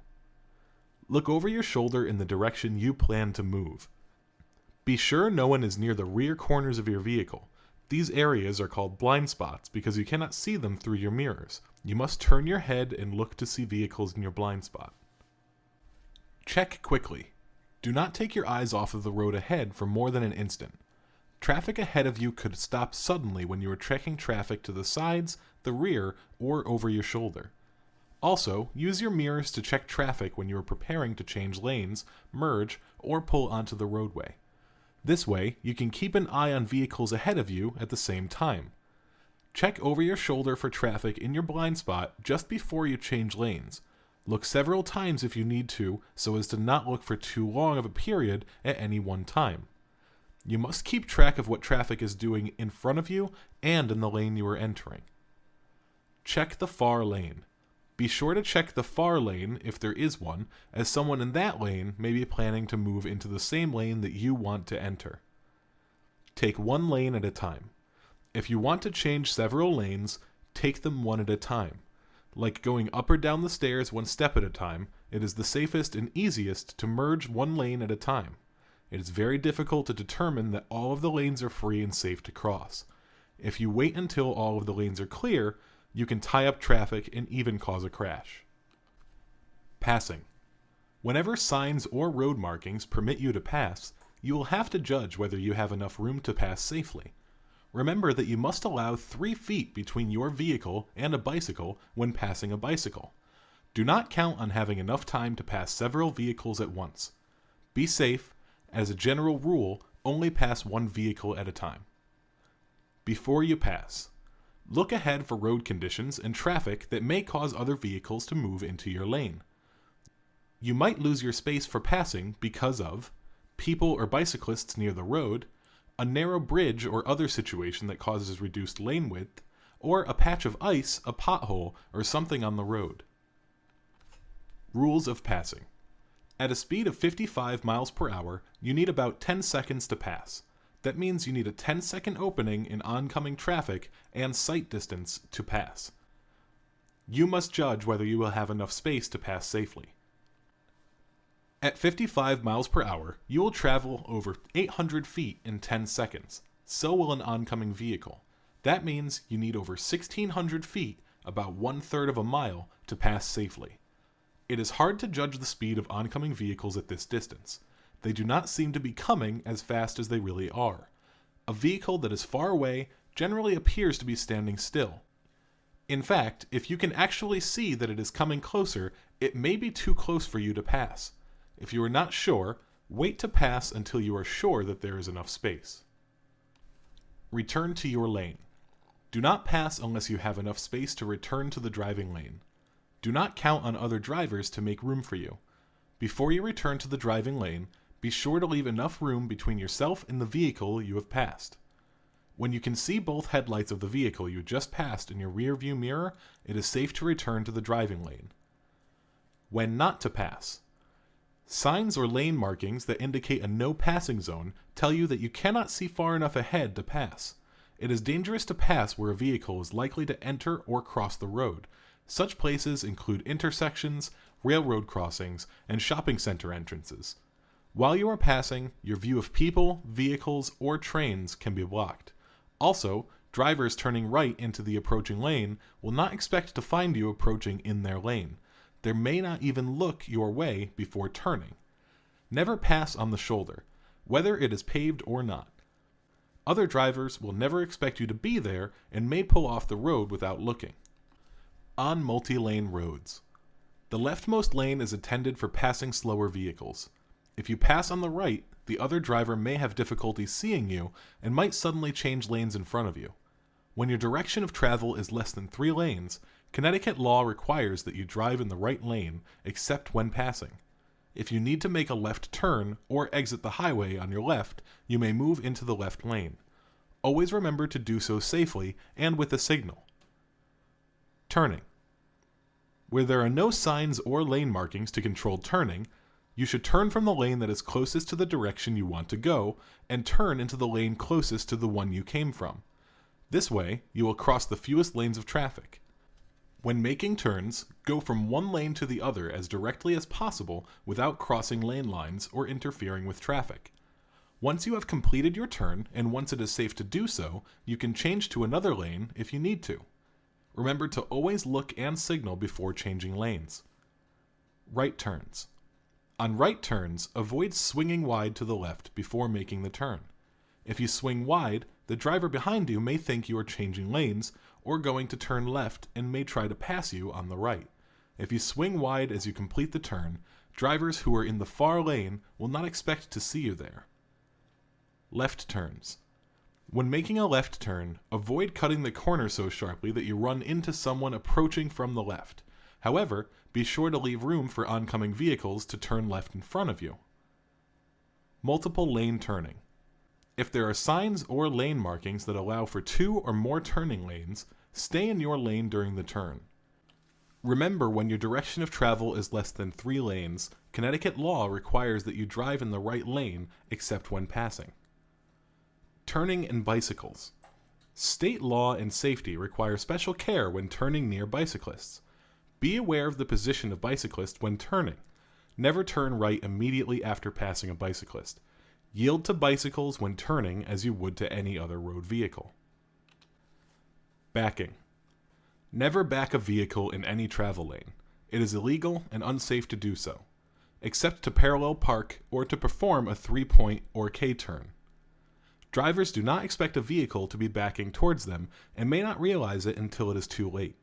If you miss your turn or exit, do not back up, but go on to where you can safely turn around. Do not stop in travel lanes for any reason, confusion, breakdown, or letting out a passenger.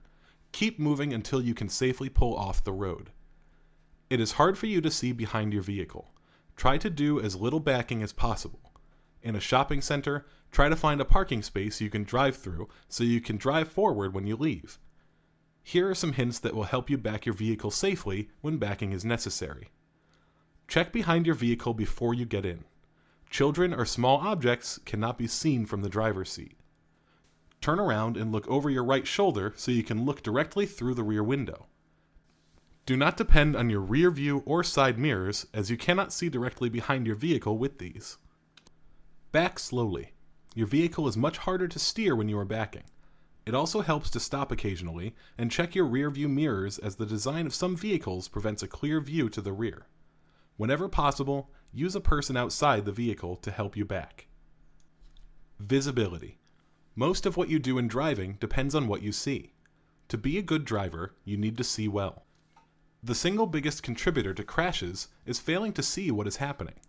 You must look down the road, to the sides, and behind your vehicle. You must also be alert for unexpected events. You must use your headlights at night and at other times when it's hard to see. You must pay attention to what is going on around you. Many crashes occur because drivers do not pay enough attention to their driving. Hills and curves. You have to be able to see at least 1/3 of a mile, about 10 seconds ahead. Anytime your view is blocked by a curve or a hill, you should assume that there is an oncoming vehicle just out of sight. Therefore, you should treat a curve or a hill as you do an oncoming vehicle. This means you should not start to pass if you are within 1/3 of a mile of a hill or a curve. Check your mirrors when you are going down hills or mountains. Vehicles often build up speed going down a steep grade. Be alert for large trucks and buses that may be going too fast. Others who cannot see you. Anyone who cannot see you may enter your path without knowing that you are there. Those who could have trouble seeing you include a driver at an intersection or driveway whose view is blocked by buildings, trees, or other vehicles, a driver backing into the roadway or backing into or pulling out of parking spaces, a driver whose windows are covered with snow or ice or are steamed up, pedestrians with umbrellas in front of their faces or with their hats pulled down, and people who may be ready to get out of a vehicle or walk out from between parked vehicles. Give parked vehicles as much room as you can. Things not to do while driving. Do not take your eyes off of the road for more than a few seconds at any one time. If you need to look at a map, pull safely off the road before you try to look at it. Do not try to read the map while you are driving. In many crashes with motorcycles, bicycles, and pedestrians, drivers reported that they were looking but did not see them. Do not drive with head or earphones that cover or go into both ears. These are illegal in many states and make it too hard to hear emergency horns or sirens. Do not slow down just to look at a crash or somebody getting a ticket or other roadside activity. This is called rubbernecking and could cause you to be in a crash. If you take your eyes off the road to look at something, you could run into a vehicle ahead that has slowed or stopped.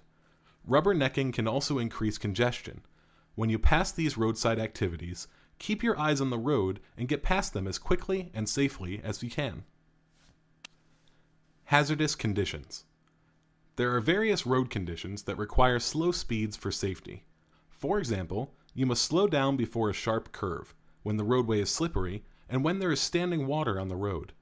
The only contact your vehicle has with the road is through the tires. How good a grip the tires have with the road depends on the type and condition of the tires and the type and condition of the road surface. Tire conditions. Many drivers do not pay enough attention to the condition of their tires or to the condition of the roadway. It is important that the tires be in good condition and have enough air in them. See the vehicle owner's manual for correct tire pressure. You do not have as much traction on gravel or dirt roads as you do on concrete or asphalt roads. When driving on gravel or dirt, you must slow down. It will take you much longer to stop, and it is also easier to skid while turning. Curves. A vehicle can travel much faster in a straight line than it can in a curve. It is easy to go too fast in a curve. If you go too fast, the tires will not be able to grip the road and the vehicle will skid. Always slow down before you enter the curve so you do not have to brake in the curve. Braking in a curve can cause the vehicle to skid. Slippery roads. Slow down at the first sign of rain, snow, or sleet. These all make the roadway slippery. When the road is slippery, the vehicle's tires do not grip as well as they do on a dry road. On a wet road, you should reduce your speed by about 10 miles per hour. On packed snow, you should cut your speed in half. Use snow tires or chains when the road has snow on it. On ice, you must slow to a crawl. It is very dangerous to drive on ice. If at all possible, do not drive when the roads are icy. In some areas where there is a lot of icy weather, special studded tires are allowed. Because these tires can cause road damage, they are not allowed in many areas or on certain roads. Studded tires are permitted in Connecticut from November 15th through April 30th. Some road surfaces are slippery at certain times or places. Here are some clues to help you spot slippery roads. On cold, wet days, shady spots can be icy. These areas freeze first and dry out last. Overpasses and other types of bridges can have icy spots. The pavement on bridges can be icy even when other pavement is not. This is because bridges do not have earth underneath them to help insulate them against the cold, and thus can be colder and icier than other roadways. When the temperature is around the freezing point, ice can become wet. This makes it more slippery than at temperatures well below freezing. If it starts to rain on a hot day, pavement can be very slippery for the first few minutes. Heat causes the oil in the asphalt to come to the surface. The road is more slippery until the oil is washed off. Water on the roadway. When it is raining or the road is wet, most tires have good traction up to about 35 miles per hour. As you go faster, however, your tires will start to ride up on the water like water skis. This is called hydroplaning. In a heavy rain, your tires can lose all traction with the road. Bald or badly worn tires will lose traction at much lower speeds. The best way to keep from hydroplaning is to slow down in the rain or when the road is wet. If it feels like your tires have lost traction with the surface of the road, you should ease your foot off the gas pedal, keep the steering wheel straight, only try to turn if it's an emergency. If you must turn, do it slowly or you will cause your vehicle to skid. Do not try to stop or turn until your tires are gripping the road again. Dangerous driving behaviors. Aggressive driving. Aggressive driving, which can evolve into violent behavior known as road rage, can cause many serious problems on our highways, including the deaths of drivers and passengers. Both new and veteran drivers must be aware of aggressive driving and road rage and must know how to deal with each when they occur. In particular, aggressive driving can occur sometimes without the driver even knowing it, yet it affects others with whom they share the road. Most people know that driving is a privilege and comes with responsibilities. One of those is self-control. Reasons for aggressive driving. Experts across the country have been studying the issue of aggressive driving and road rage. There are a number of different reasons for the increase of incidents. Increased traffic congestion on roads, parents who teach children that getting angry with other motorists and behaving aggressively towards them while on the road is permissible, a general decline in courtesy and civility. More youths today operate vehicles but lack the maturity to drive them responsibly and with caution during tense situations. Conflicts from other areas of our lives that distract us while driving, such as family issues, marital problems, resentments from the job, difficulties with authority, and feeling controlled by others.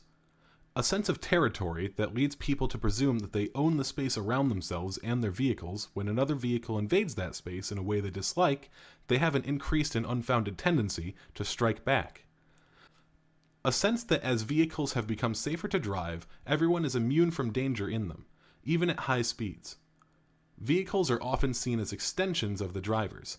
Ease of operation gives drivers the false sense that they control all aspects of the vehicle, including mechanical functioning of the vehicle as they operate it carelessly. Avoiding the risks. How to avoid conflict on the road. There are solutions to these problems, but most of them come from within the driver. Here are some helpful hints to remember. Very often, another driver's aggressive driving makes one feel compelled to retaliate. However, it is best to leave punishment to the police.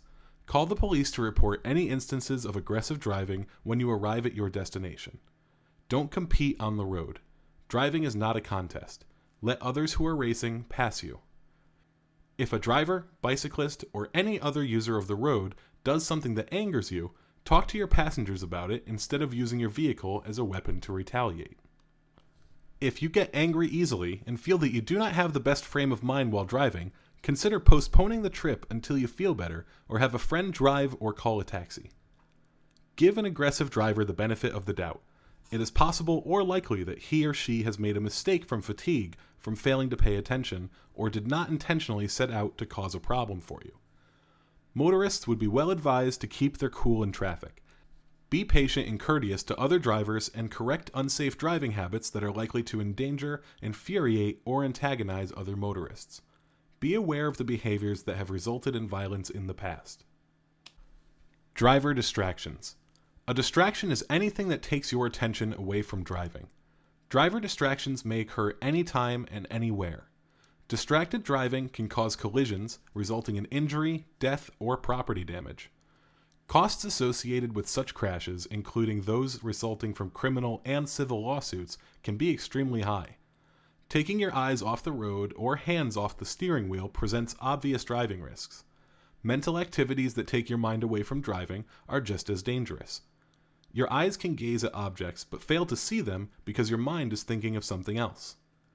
Possible driving distractions that could occur inside a moving vehicle are dialing numbers or talking on a cell phone, adjusting radio, CD, or climate controls, using global positioning systems or navigation systems, using DVD players, using the dashboard control panel, grooming, talking to passengers, attending to children or pets in the vehicle, eating, drinking, or smoking, reading maps or other literature, or picking up something that fell.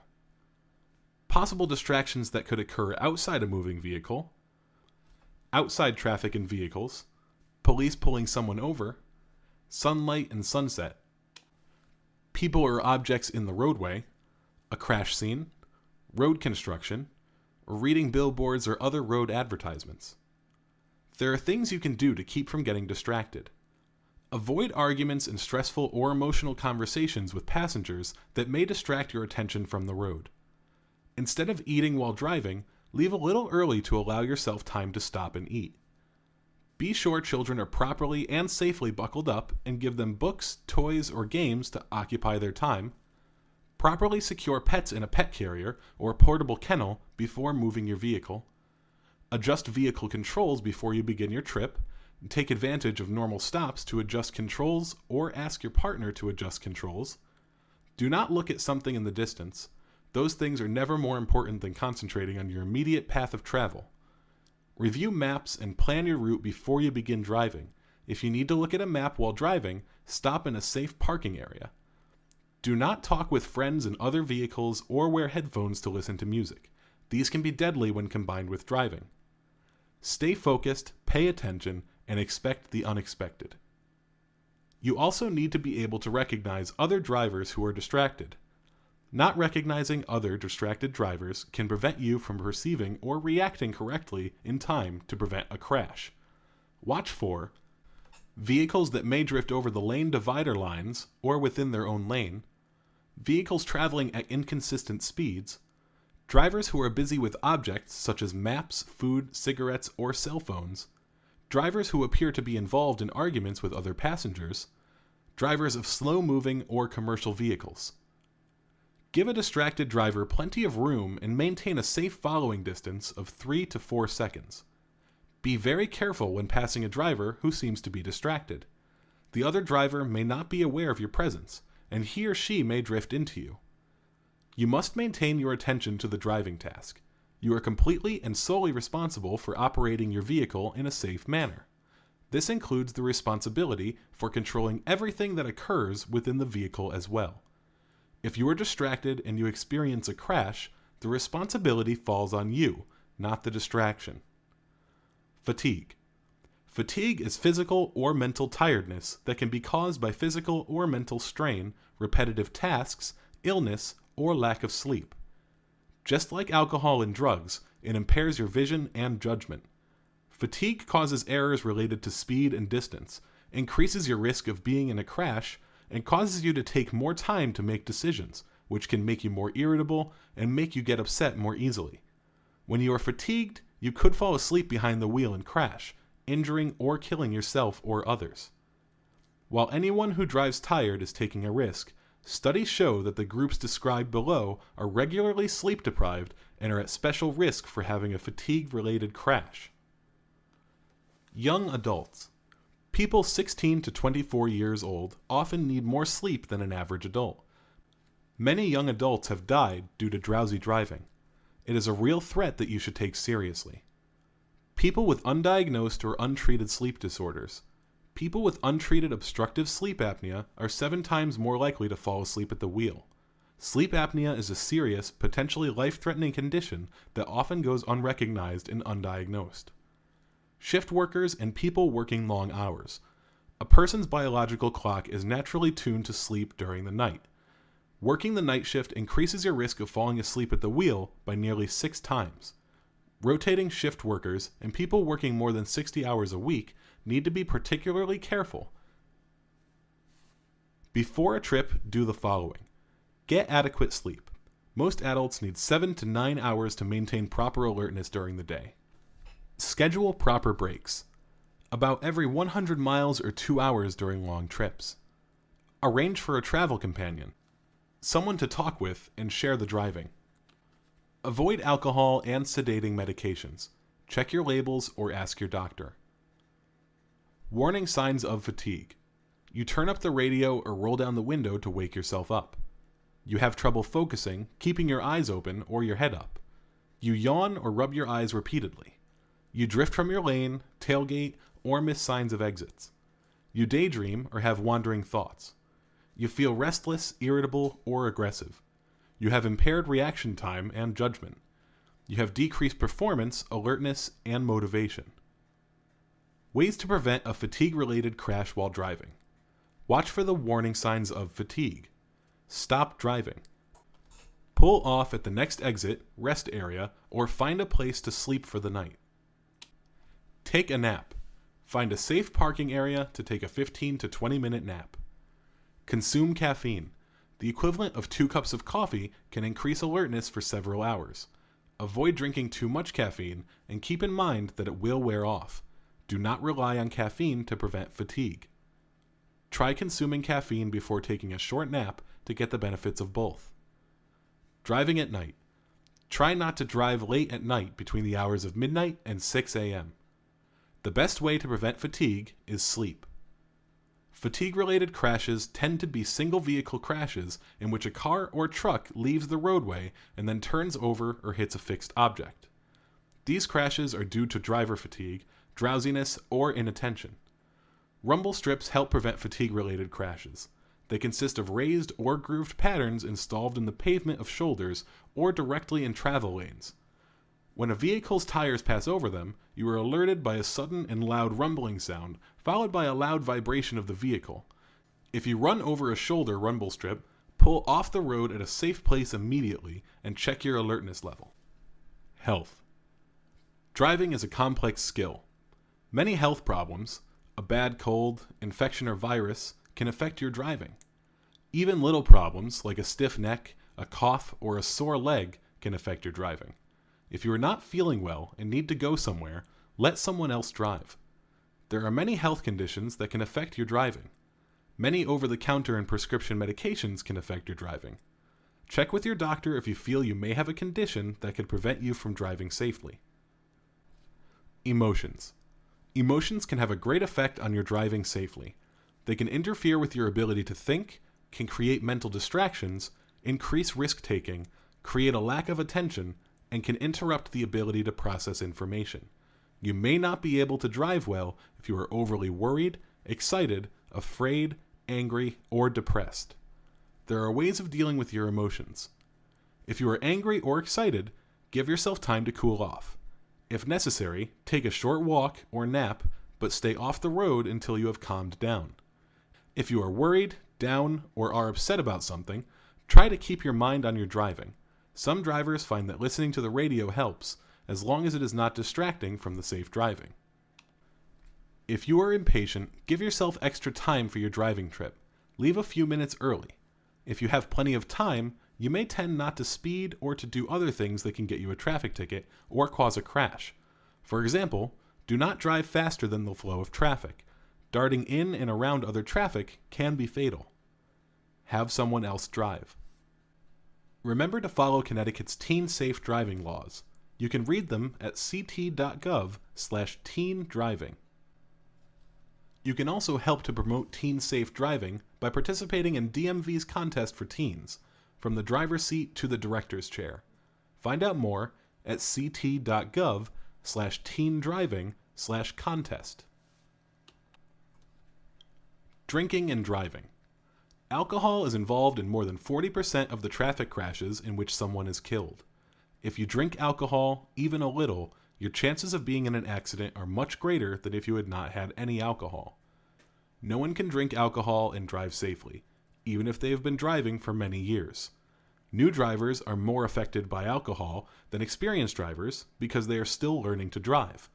Because drinking alcohol and then driving is so dangerous, the penalties are very tough. People who drive after drinking risk heavy fines, higher insurance rates, loss of license, and even jail sentences. Why is drinking and driving so dangerous? Alcohol reduces all of the important skills you need to drive safely. Alcohol goes from your stomach to your blood and to parts of your body. Alcohol affects those areas of your brain that control judgment and skill. This is one reason why drinking alcohol is so dangerous. It affects your judgment. You do not know when you have had too much to drink until it is too late. It's a little like a sunburn. By the time you feel it, it's already too late. Good judgment is important to driving. Alcohol slows your reflexes and reaction time, reduces your ability to see clearly, and makes you less alert. As the amount of alcohol in your body increases, your judgment worsens and your skills decrease. You will have trouble judging distances, speeds, and the movement of other vehicles. You will also have trouble controlling your vehicle. Alcohol and you. If you drink, when can you drive? The best advice is if you drink alcohol, do not drive. Any amount of alcohol can affect your driving. You may be impaired and could be arrested for operating under the influence of alcohol. In Connecticut, people under 21 years could be considered impaired after having only one drink of alcohol. An alcohol drink is 1.5 ounces of 80 proof liquor, one shot glass, straight or with a mixer, 12 ounces of beer, a regular size can, bottle, mug, or glass, or a 5-ounce glass of wine. Specialty drinks can have more alcohol in them and are the same as having several normal drinks. There is no way to sober up quickly. Coffee, fresh air, exercise, or cold showers will not help. Time is the only thing that will sober you up. There are ways of dealing with social drinking situations. Arrange to go with 2 or more persons and agree which one of you will not drink alcohol. You can rotate among the group and be a designated driver. You can also use public transportation or a cab if available. Do not drink and drive. Drugs and driving. Besides alcohol, there are many other drugs that can affect a person's ability to drive safely. These drugs can have effects like those of alcohol, or even worse. This is true of many prescription drugs, and even many over-the-counter drugs. Drugs taken for headaches, colds, hay fever, or other allergies, or those to calm nerves, can make a person drowsy and can affect their driving. Other prescription drugs can affect your reflexes, judgment, vision, and alertness in ways similar to alcohol. If you are driving, check the label before you take a drug for warnings about its effects. If you are not sure whether it is safe to take the drug and drive, ask your doctor or pharmacist about any side effects. Never drink alcohol while you are taking other drugs. These drugs can multiply the effects of alcohol or have additional effects of their own. These effects not only reduce your ability to be a safe driver, but could also cause serious health problems, even death. Your license and law. Alcohol and the law. Connecticut law provides strict penalties for driving under the influence of alcohol. Penalties are imposed by the courts and by the Commissioner of Motor Vehicles. If you are arrested for driving under the influence of alcohol, you will be asked to submit a blood, breath, or urine test, which shows your blood alcohol content, or BAC. If you fail this test, your operator's license will be suspended for at least 90 days, possibly more, depending on the number of DUI, or driving under the influence of alcohol, offenses on your driving record, and your blood alcohol content, and your age. If you refuse to take a test, your operator's license will be suspended for at least 6 months, or possibly more, depending on the number of prior offenses on your driving record and on your age. These penalties, imposed by the Commissioner under the law known as administrative per se, are in addition to any penalties imposed by the court if, as a result of your arrest, you are convicted of DUI. In addition, if you are under 21 years of age, you are subject to zero tolerance. The law provides penalties for driving with any measurable amount of alcohol in your blood, defined as 0.02%, or more on both public roads and private property. If you are placed under arrest for DUI, you may be asked to submit to testing. If your test results are 0.02% or higher, the police will make a report to the Commissioner and your driver's license will be suspended. Any 16 or 17-year-old driver who fails the blood alcohol content test will have his or her driver's license suspended for no less than 1 year, possibly more, depending on the number of DUI, or driving under the influence of alcohol, offenses on his or her driving record, and the blood alcohol content. If the 16 or 17-year-old refuses to take a test, his or her driver's license will be suspended for at least 18 months, or possibly more, depending on the number of prior offenses on the driving record. Youthful offender status. Someone under the age of 18 who commits the following cannot be considered a youthful offender: negligent homicide with a motor vehicle, evading responsibility following an accident that results in a death or serious injury, driving under the influence of alcohol or drugs. Any youth adjudicated as a youthful offender for the following offenses shall have his or her record disclosed to DMV for the purpose of imposing a driver's license suspension or privilege to obtain a driver's license: reckless driving, operating while under suspension, evading responsibility following accident involving property damage or non-serious injury, street racing, disregarding a police officer's signal to stop, or increasing speed to elude an officer. Stopping for police vehicles. Police vehicles attempting to stop drivers will do so by means of a visual flashing blue or flashing blue and red lights, or audible signal. When being stopped by a police vehicle, police recommend drive as close as is safely practical to the right-hand edge or curb of the road, clear of any intersection, stop, and park. Limit the movements of the driver and/or passengers while stopping your vehicle. Drivers should keep their hands on the steering wheel and passengers should keep their hands in plain view. Obtain your driver's license and/or vehicle registration only when requested. Keep all vehicle doors closed as the officer approaches, and remain in the vehicle unless requested to get out. If at night, turn on the vehicle's interior light after stopping and before the officer approaches. If enforcement action is taken against you that you disagree with, do not argue with the officer at the scene.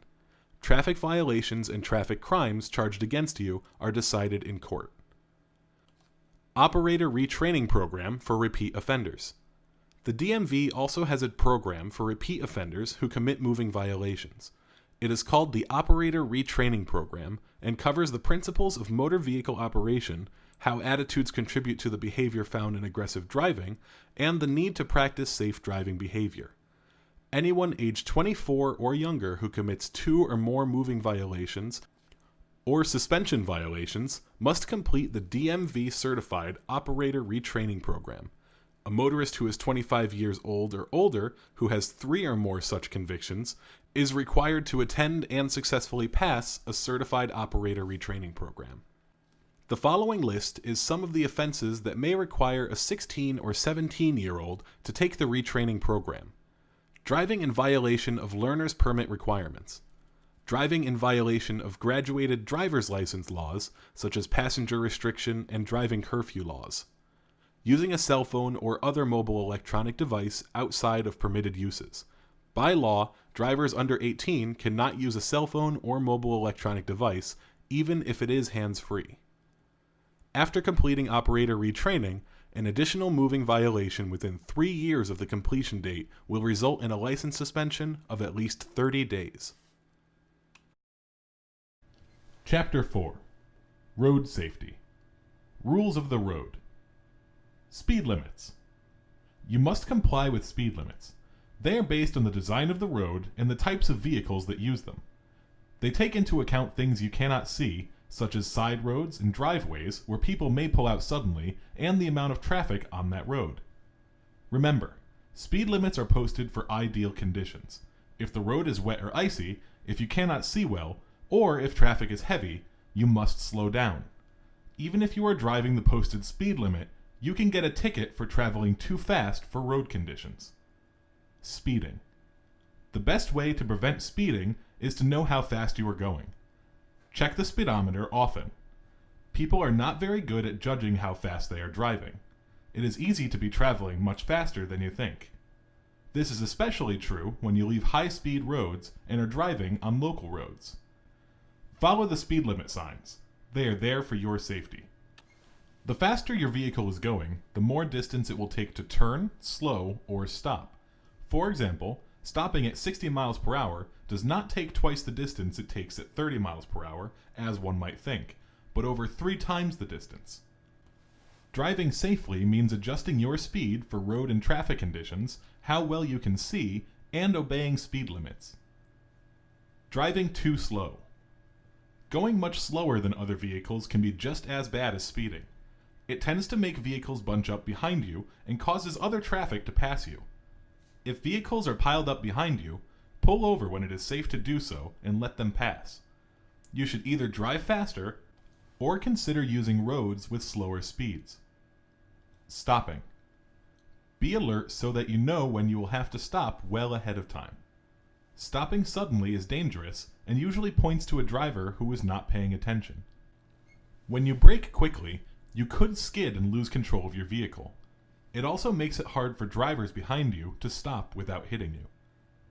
Try to avoid panic stops by seeing events well in advance. By slowing down or changing lanes, you may not have to stop at all. If you do, you can make a more gradual and safer stop. Remember, You must come to a complete stop at a stop sign or stop line. How well can you see? If something is in your path and you need to stop, you need to see it in time to be able to stop. It takes much longer and a farther distance to stop than many people think. If the pavement is dry and you have good tires and brakes, at 50 miles per hour, it can take you about 400 feet to react to something you see and bring your vehicle to a stop. That is about the length of a city block. At 30 miles per hour, it can take about 200 feet to stop. That is almost half a city block in length. If you cannot see 400 feet ahead, it means you may not be driving safely at 50 miles per hour. If you cannot see 200 feet ahead, you may not be driving safely at 30 miles per hour. By the time you see an object in your path, it may be too late to stop without hitting it. Right of way. Where vehicles, bicycles, or pedestrians are likely to meet one another and there are no signs or signals to regulate traffic, there are rules that dictate which driver must yield the right of way. The law says who must yield the right of way. It does not give anyone the right of way. You must do everything you can to prevent striking a pedestrian or another vehicle, regardless of the circumstances. The following right of way rules apply. You must obey signals given by a law enforcement officer, even if the officer's signals contradict the traffic signal. Drivers must yield the right of way at all times to pedestrians who are in marked or unmarked crosswalk. Additionally, drivers must yield the right of way to bicyclists and pedestrians where a bicycle path crosses the roadway. Pedestrians using a guide dog or carrying a white cane have absolute right of way. Do not use your horn because it could confuse or frighten the pedestrian. Drivers turning left must yield to oncoming vehicles going straight. Drivers entering a traffic circle or rotary must yield to drivers already in the circle. At an intersection where there is no stop sign, yield sign, or oncoming traffic signal, drivers must yield to vehicles coming from the right. At a four-way stop, the driver reaching the intersection first goes first, after coming to a complete stop. If more than one vehicle arrives at the same time, the vehicle on the right goes first. Drivers entering a road from a driveway, alley, or roadside must yield to vehicles already on the main road. Drivers may not enter an intersection unless they can get through it without having to stop. You should wait until traffic ahead clears so that you are not blocking the intersection.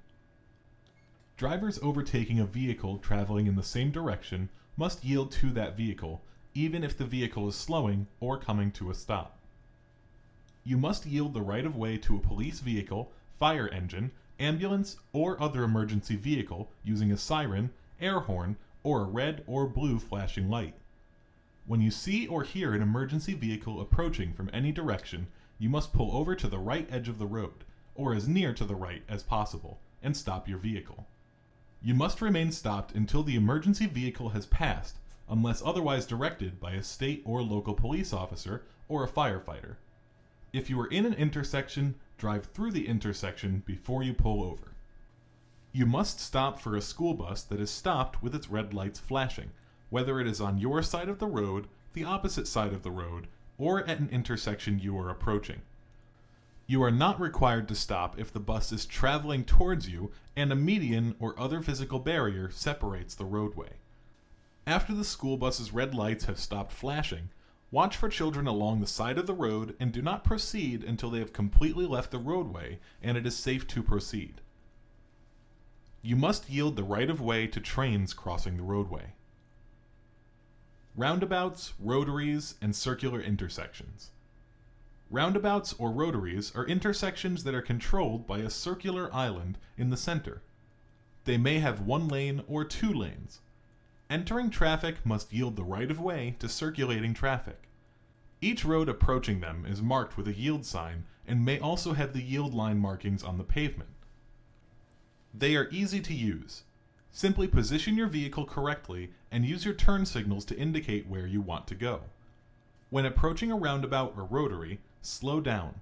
You must yield to traffic proceeding through them. If you plan to turn right, stay to the right as you enter. If you plan to go straight, you may stay in either lane. If you plan to turn left, stay to the left as you enter. U-turns.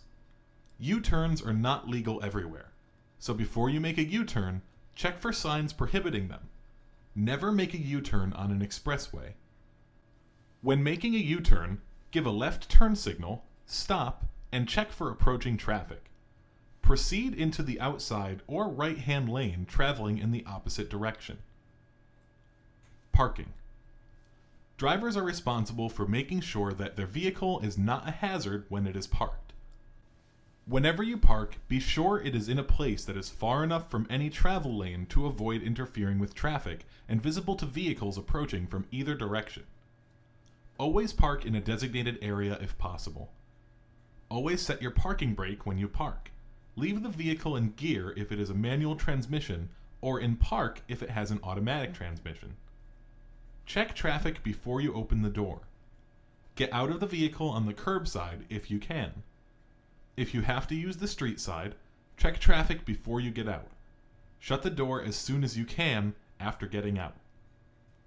Never leave the ignition keys in a parked vehicle. It is a good habit to lock the doors whenever you leave your vehicle. If you must park on a roadway, park your vehicle as far away from traffic as possible. If there is a curb, park as close to it as you can.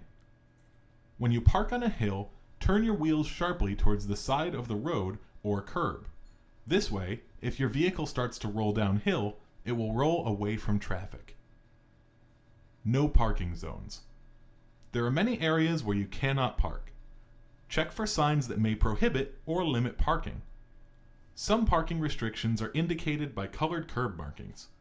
Do not park in an intersection, on a crosswalk or sidewalk, in a construction area if your vehicle will block traffic, within 25 feet of a stop sign, within 25 feet of a pedestrian safety zone, within 10 feet of a fire hydrant, more than 1 foot from the curb, blocking a driveway, alley, private road, or area of the curb removed or lowered for access to the sidewalk, on a bridge or overpass, or in a tunnel or underpass, on the wrong side of the street, in a space marked for the handicapped, unless you have a handicap license plate or placard, on the roadside of a parked vehicle, on railroad tracks, where a sign says you cannot park, or in a bike lane. Lights. Crashes often happen when one driver does not see another driver, or when one driver does something the other driver does not expect. It is important that drivers let other road users know that they are there and what they plan to do. Use headlights. Besides helping you see at night, headlights help other people see you. If necessary, flash your high beams to tell other road users you are there. Remember to turn on your headlights whenever you have trouble seeing others. If you have trouble seeing them, they may have trouble seeing you. Use your headlights. On rainy, snowy, or foggy days, it is sometimes hard for other drivers to see your vehicle. In these conditions, headlights make your vehicle easier to see. Remember, if you turn on your wipers, turn on your headlights. It's the law. When it begins to get dark, even if you turn them on a little early, you'll help other drivers see you. Whenever you are driving and lights are necessary, use your headlights. Parking lights are for parked vehicles only. When driving away from a rising or setting sun, turn on your headlights. Drivers coming towards you may have trouble seeing your vehicle. Your headlights will help them see you. It is much harder to see at night. Here are some things you can do that will help you see better. Use your high beams whenever there are no oncoming vehicles. High beams let you see twice as far as low beams. It is important to use your high beams on unfamiliar roads, in construction areas, or where there may be people along the side of the road. Dim your high beams whenever you come within about 1 block distance of an oncoming vehicle. Use your low beams when following another vehicle or when in heavy traffic. Use the low beams in fog or when it is snowing or raining hard. Light from high beams will reflect back, causing glare and making it more difficult to see ahead. Some vehicles also have fog lights that you should use under these conditions. Do not drive at any time with only your parking lights on. Parking lights are for parking only. If a vehicle comes towards you with high beams on, flash your headlights quickly a couple of times. If the driver fails to dim the lights, look toward the right side of the road. This will keep you from being blinded by other vehicles' headlights and allow you to see enough of the edge of the road to stay on course. Do not try to get back at other drivers by keeping your bright lights on. If you do, both of you may be blinded. Here are some things that limit how well you can see and hints you can follow to be a safer driver. Darkness. It is hard to see at night.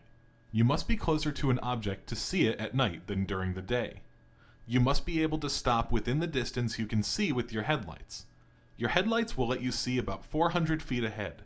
You should drive at a speed that allows you to stop within this distance, or about 50 miles per hour. Rain, fog, or snow. In a very heavy rain, snowstorm, or thick fog, you may not be able to see much more than 200 feet ahead. In a very heavy downpour, you may not be able to see well enough to drive. If this happens, pull off the road in a safe place and wait until it clears. Hills and curves. You may not know what is on the other side of a hill or just around a curve, even if you have driven the road many times. If a vehicle is stalled on the road just over a hill or around a curve, you must be able to stop. Whenever you come to a hill or a curve that you cannot see over or around, adjust your speed so you can stop if necessary. Horn.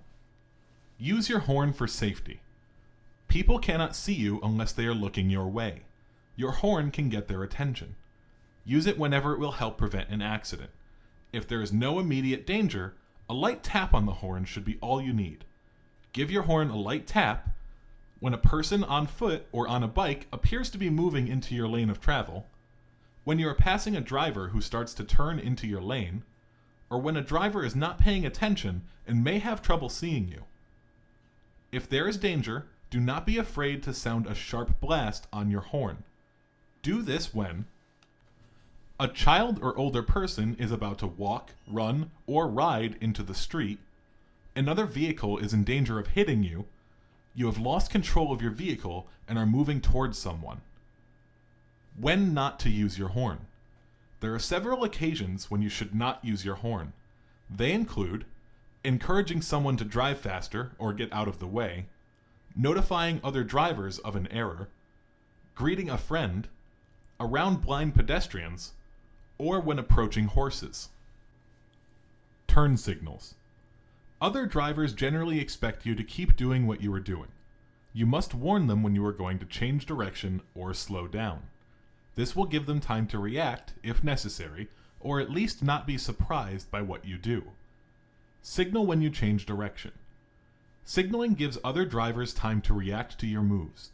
You should use your turn signals or hand signal before you change lanes, turn, merge into traffic, or park. Get into the habit of signaling every time you change direction. Signal even when you do not see anyone else around. It is easy to miss someone who needs to know what you are doing. Try and signal at least 3 seconds before you make your move. Be careful that you do not signal too early. If there are streets, driveways, intersections, or entrances between you and where you want to turn, wait until you have reached that point before signaling. For example, if you intend to turn into a driveway just after an intersection, wait until you reach the intersection before signaling. If another vehicle is about to enter the street between you and where you plan to turn, wait until you have passed it to signal your turn. If you signal earlier, the other driver may think you plan to turn where they are, and they may pull into your path. After you have made a turn or lane change, make sure your turn signal is off. After small turns, the signal may not turn off by themselves. Turn the signal off if it has not clicked off by itself. If you don't, others might think you plan to turn again. Signal when you slow down. Your brake lights let people know that you are slowing down. Always slow down as early as it is safe to do so. If you are going to stop or slow down at a place where another driver does not expect it, tap your brake pedal quickly 3 or 4 times to let those behind you know that you are about to slow down. Do this when turning off a roadway that does not have separate turn or exit lanes, parking or turning just before an intersection, approaching an intersection where you expect to turn, or avoiding something in the road that a driver behind you cannot see, including stopped or slowing traffic. Vehicle emergencies. All drivers will sooner or later find themselves in an emergency situation. As careful as you are, there are situations that could cause a problem for you. If you are prepared, you may be able to prevent any serious outcomes. Use emergency signals. If your vehicle breaks down on a highway, make sure that other drivers can see it. All too often, crashes occur because a driver did not see a stalled vehicle until it was too late to stop.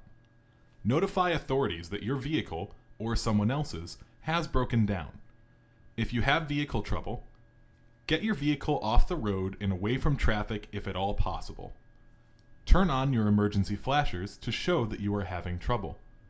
If you cannot get your vehicle off the roadway, try to stop where other drivers have a clear view of your vehicle. Do not stop just over a hill or just around a curve. Try to warn other road users that your vehicle is there. Place emergency flares behind the vehicle. This allows other drivers to change lanes if necessary.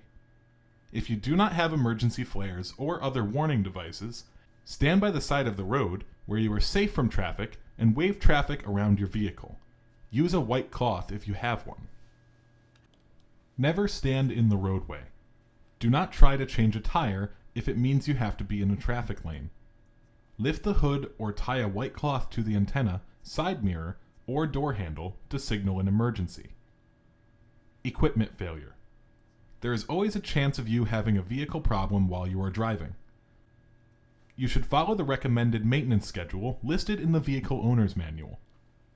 Following these preventative measures greatly reduces the chance of your vehicle having a problem. Here are some possible equipment failures and what you can do if they happen. Brake failure. If your brakes stop working, pump the brake pedal several times. This will often build up enough brake pressure to allow you to stop. If that does not work, use the parking brake. Pull on the parking brake handle slowly so you will not lock the rear wheels and cause a skid. Be ready to release the brake if the vehicle does start to skid. If that does not work, start shifting to lower gears and look for a safe place to slow to a stop. Make sure the vehicle is off the roadway. Do not drive the vehicle without brakes. Tire blowout. If a tire suddenly goes flat, hold the steering wheel tightly and keep the vehicle going straight. Slow down gradually. Take your foot off the gas pedal and use the brakes lightly. Do not stop on the road if at all possible. Pull off the road in a safe place. Power failure. If the engine dies while you are driving, keep a strong grip on the steering wheel. Be aware that it may be difficult to turn, but it is possible. Pull off the roadway. The brakes will still work, but you may have to push very hard on the brake pedal. Headlight failure. If your headlights suddenly go out, slow down gradually and pull off the road as soon as possible. Try the headlight switch a few times. If that does not work, put on the emergency flashers, turn on signals or fog lights if you have them. Do not operate your vehicle. If the gas pedal sticks. If the motor keeps going faster and faster. Keep your eyes on the road. Quickly shift to neutral. Pull off the road when it is safe to do so, and turn off the engine. Steering wheel locks. Never turn your vehicle's ignition to the lock position while it is still in motion, or the steering will lock and you will lose control of your vehicle. Avoiding collisions. When it looks like a collision may happen, many drivers panic and fail to act. In some cases, they do act, but they do something that does not help to reduce the chance of the collision. There is almost always something you can do to avoid the crash or reduce the impact of the crash. In avoiding a collision, drivers have three options: stop, turn, or speed up. Stopping quickly. Many newer vehicles have an anti-lock braking system, or ABS. Be sure to read the vehicle owner's manual on how to use the ABS. The ABS system will allow you to stop without skidding. In general, if you need to stop quickly, press on the brake pedal as hard as you can and keep pressing on it. You might feel the brake pedal pushing back when the ABS is working. Do not let up on the brake pedal. The ABS system will only work when the brake pedal is pushed down. If you must stop quickly and you do not have an anti-lock braking system, you can cause the vehicle to go into a skid if you brake too hard. Apply the brakes as hard as you can without locking them. If the brakes lock up, you will feel the vehicle start to skid. Quickly let up on the brake pedal. As soon as the vehicle stops skidding, push down on the brake pedal again. Keep doing this until the vehicle has stopped. Turning quickly. In most cases, you can turn the vehicle more quickly than you can stop it. You should consider turning in order to avoid a collision. Make sure you have a good grip with both hands on the steering wheel. Once you have turned away or changed lanes, you must be ready to keep the vehicle under control. Some drivers steer away from one collision only to end up in another. Always steer in the direction you want the vehicle to go. With anti-lock braking. One aspect of having ABS is that you can turn your vehicle while braking without skidding. This is very helpful if you must turn and stop or slow down. Without anti-lock brakes. If you do not have ABS, you must use a different procedure to turn quickly. You should step on the brake pedal, then let up and turn the steering wheel. Braking will slow the vehicle, put more weight on the front tires, and allow for a quicker turn. Do not lock up the front wheels while braking or turn so sharply that the vehicle can only skid ahead. Remember that it is generally better to run off the road than to crash head-on into another vehicle. Speeding up. Sometimes it is best or necessary to speed up to avoid a collision. This may happen when another vehicle is about to hit you from the side or from behind, and there is room to the front to get out of danger. Be sure to slow down once the danger has passed. Dealing with skids. Any road that is safe under normal conditions can be dangerous when it is wet or has snow or ice on it. High speeds under normal conditions also increase the possibility of a skid if you must turn or stop suddenly. Skids are caused when the tires can no longer grip the road. As you cannot control a vehicle when it is skidding, it is best not to cause your vehicle to skid in the first place. Skids happen when a driver travels too fast for conditions. If your vehicle begins to skid, stay off the brake. Until the vehicle slows down, your brakes will not work and could cause you to skid more. Steer. Turn the steering wheel in the direction you want the vehicle to go. As soon as the vehicle begins to straighten out, turn the steering wheel back the other way. If you do not do so, your vehicle may swing around in the other direction and you could start a new skid. Continue to steer. Continue to correct your steering, left and right, until the vehicle is again moving down the road under your control. Traffic crashes. Do not stop at an accident unless you are involved or if emergency help has not yet arrived.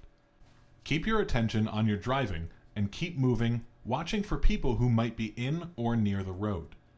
Never drive to the scene of an accident, fire, or other disaster just to look.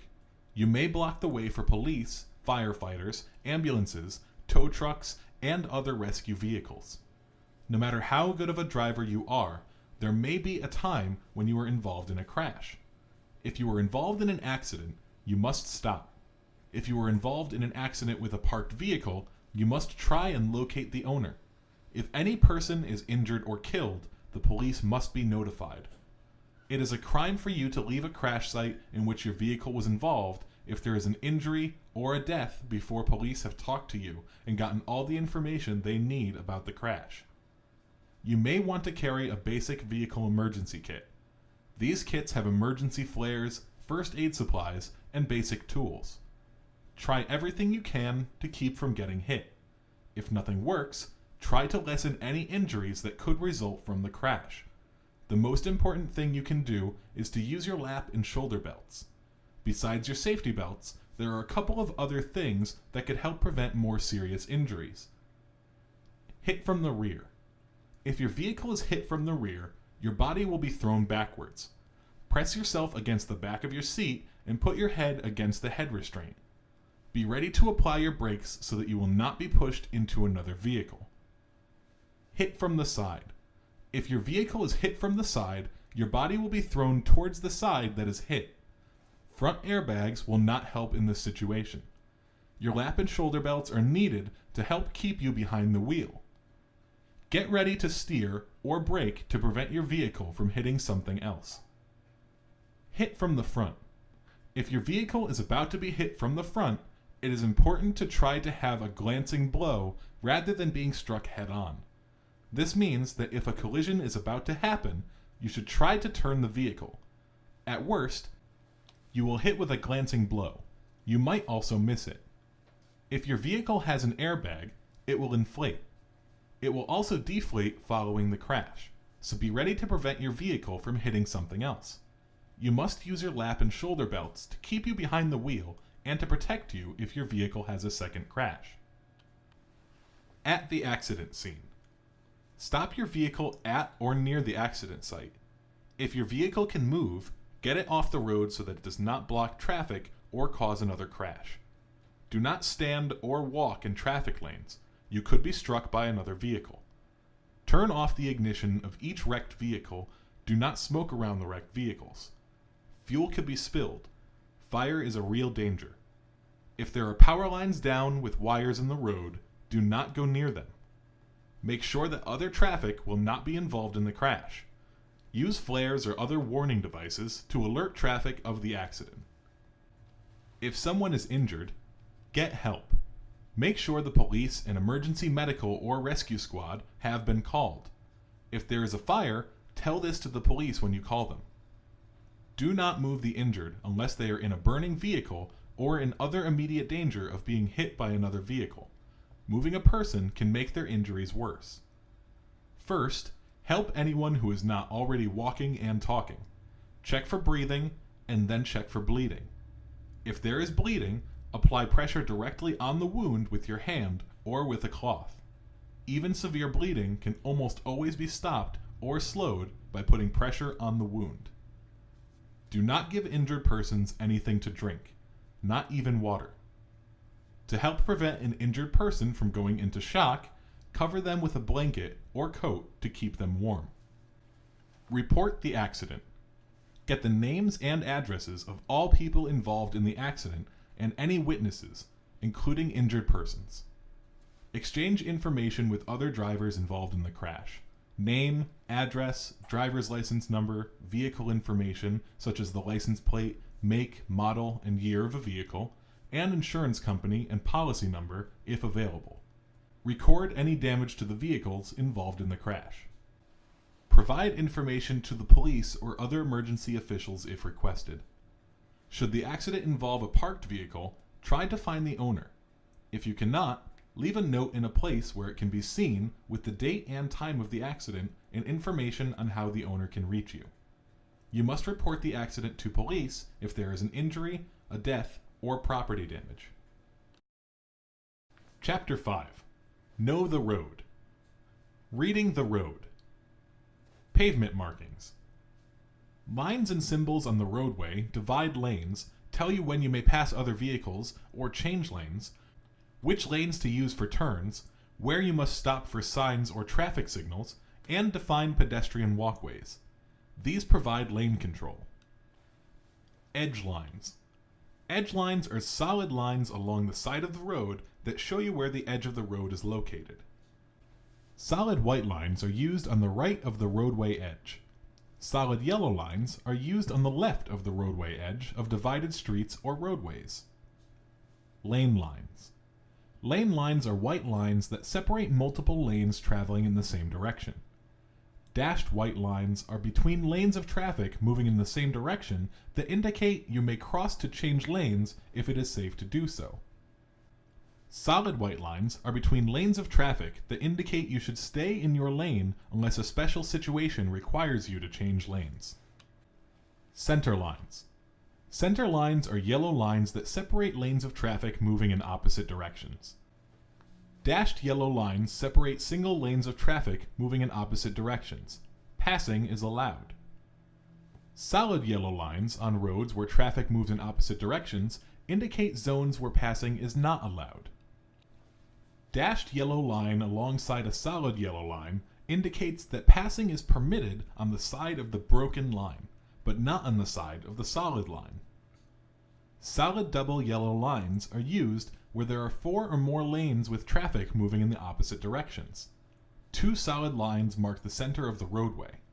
Solid yellow lines may be crossed to make a left turn to or from an alley, private road, driveway, or street. Crosswalks and stop lines. When required to stop because of a sign or signal, you must stop before your vehicle reaches the stop line. Crosswalks define the area where pedestrians may cross the roadway. You must yield to pedestrians in or about to enter a crosswalk. Not all crosswalks are marked. Be alert for pedestrians when crossing intersections. Reserved lanes. On various roadways, 1 or more lanes may be reserved for special vehicles. Reserved lanes are marked by signs stating that the lane is reserved for special use and often have a white diamond posted at the side of the road or painted on the road surface. The following apply. Transit, or bus, means the lane is for bus use only. Bicycle means the lane is reserved for bicycles. HOV stands for high occupancy vehicles. A diamond-shaped marker indicates lanes reserved for vehicles with more than 1 person in them. Signs are posted that say how many people must be in the vehicle. Shared center lane. These center lanes are reserved for making left turns or U-turns when they are permitted, but can be used by vehicles traveling in both directions. On the pavement, left turn arrows for traffic in one direction alternate with left turn arrows for traffic coming from the other direction. These lanes are marked on each side by solid yellow and dashed yellow lines. In some areas, the shared center lane becomes a reversible lane during rush hours. Be sure you can enter the lane and that it is safe before you do so.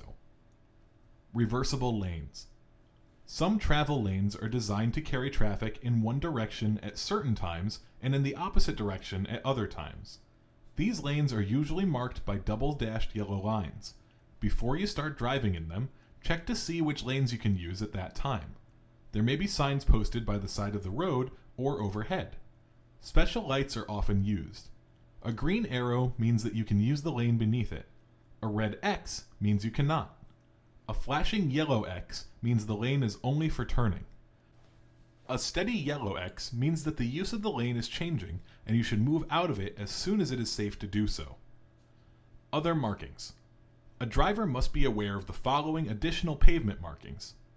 Yellow or white diagonal stripes are used to mark fixed obstructions. Solid white or yellow lines are sometimes used to channel traffic around a hazard. A double solid white line prohibits lane changing.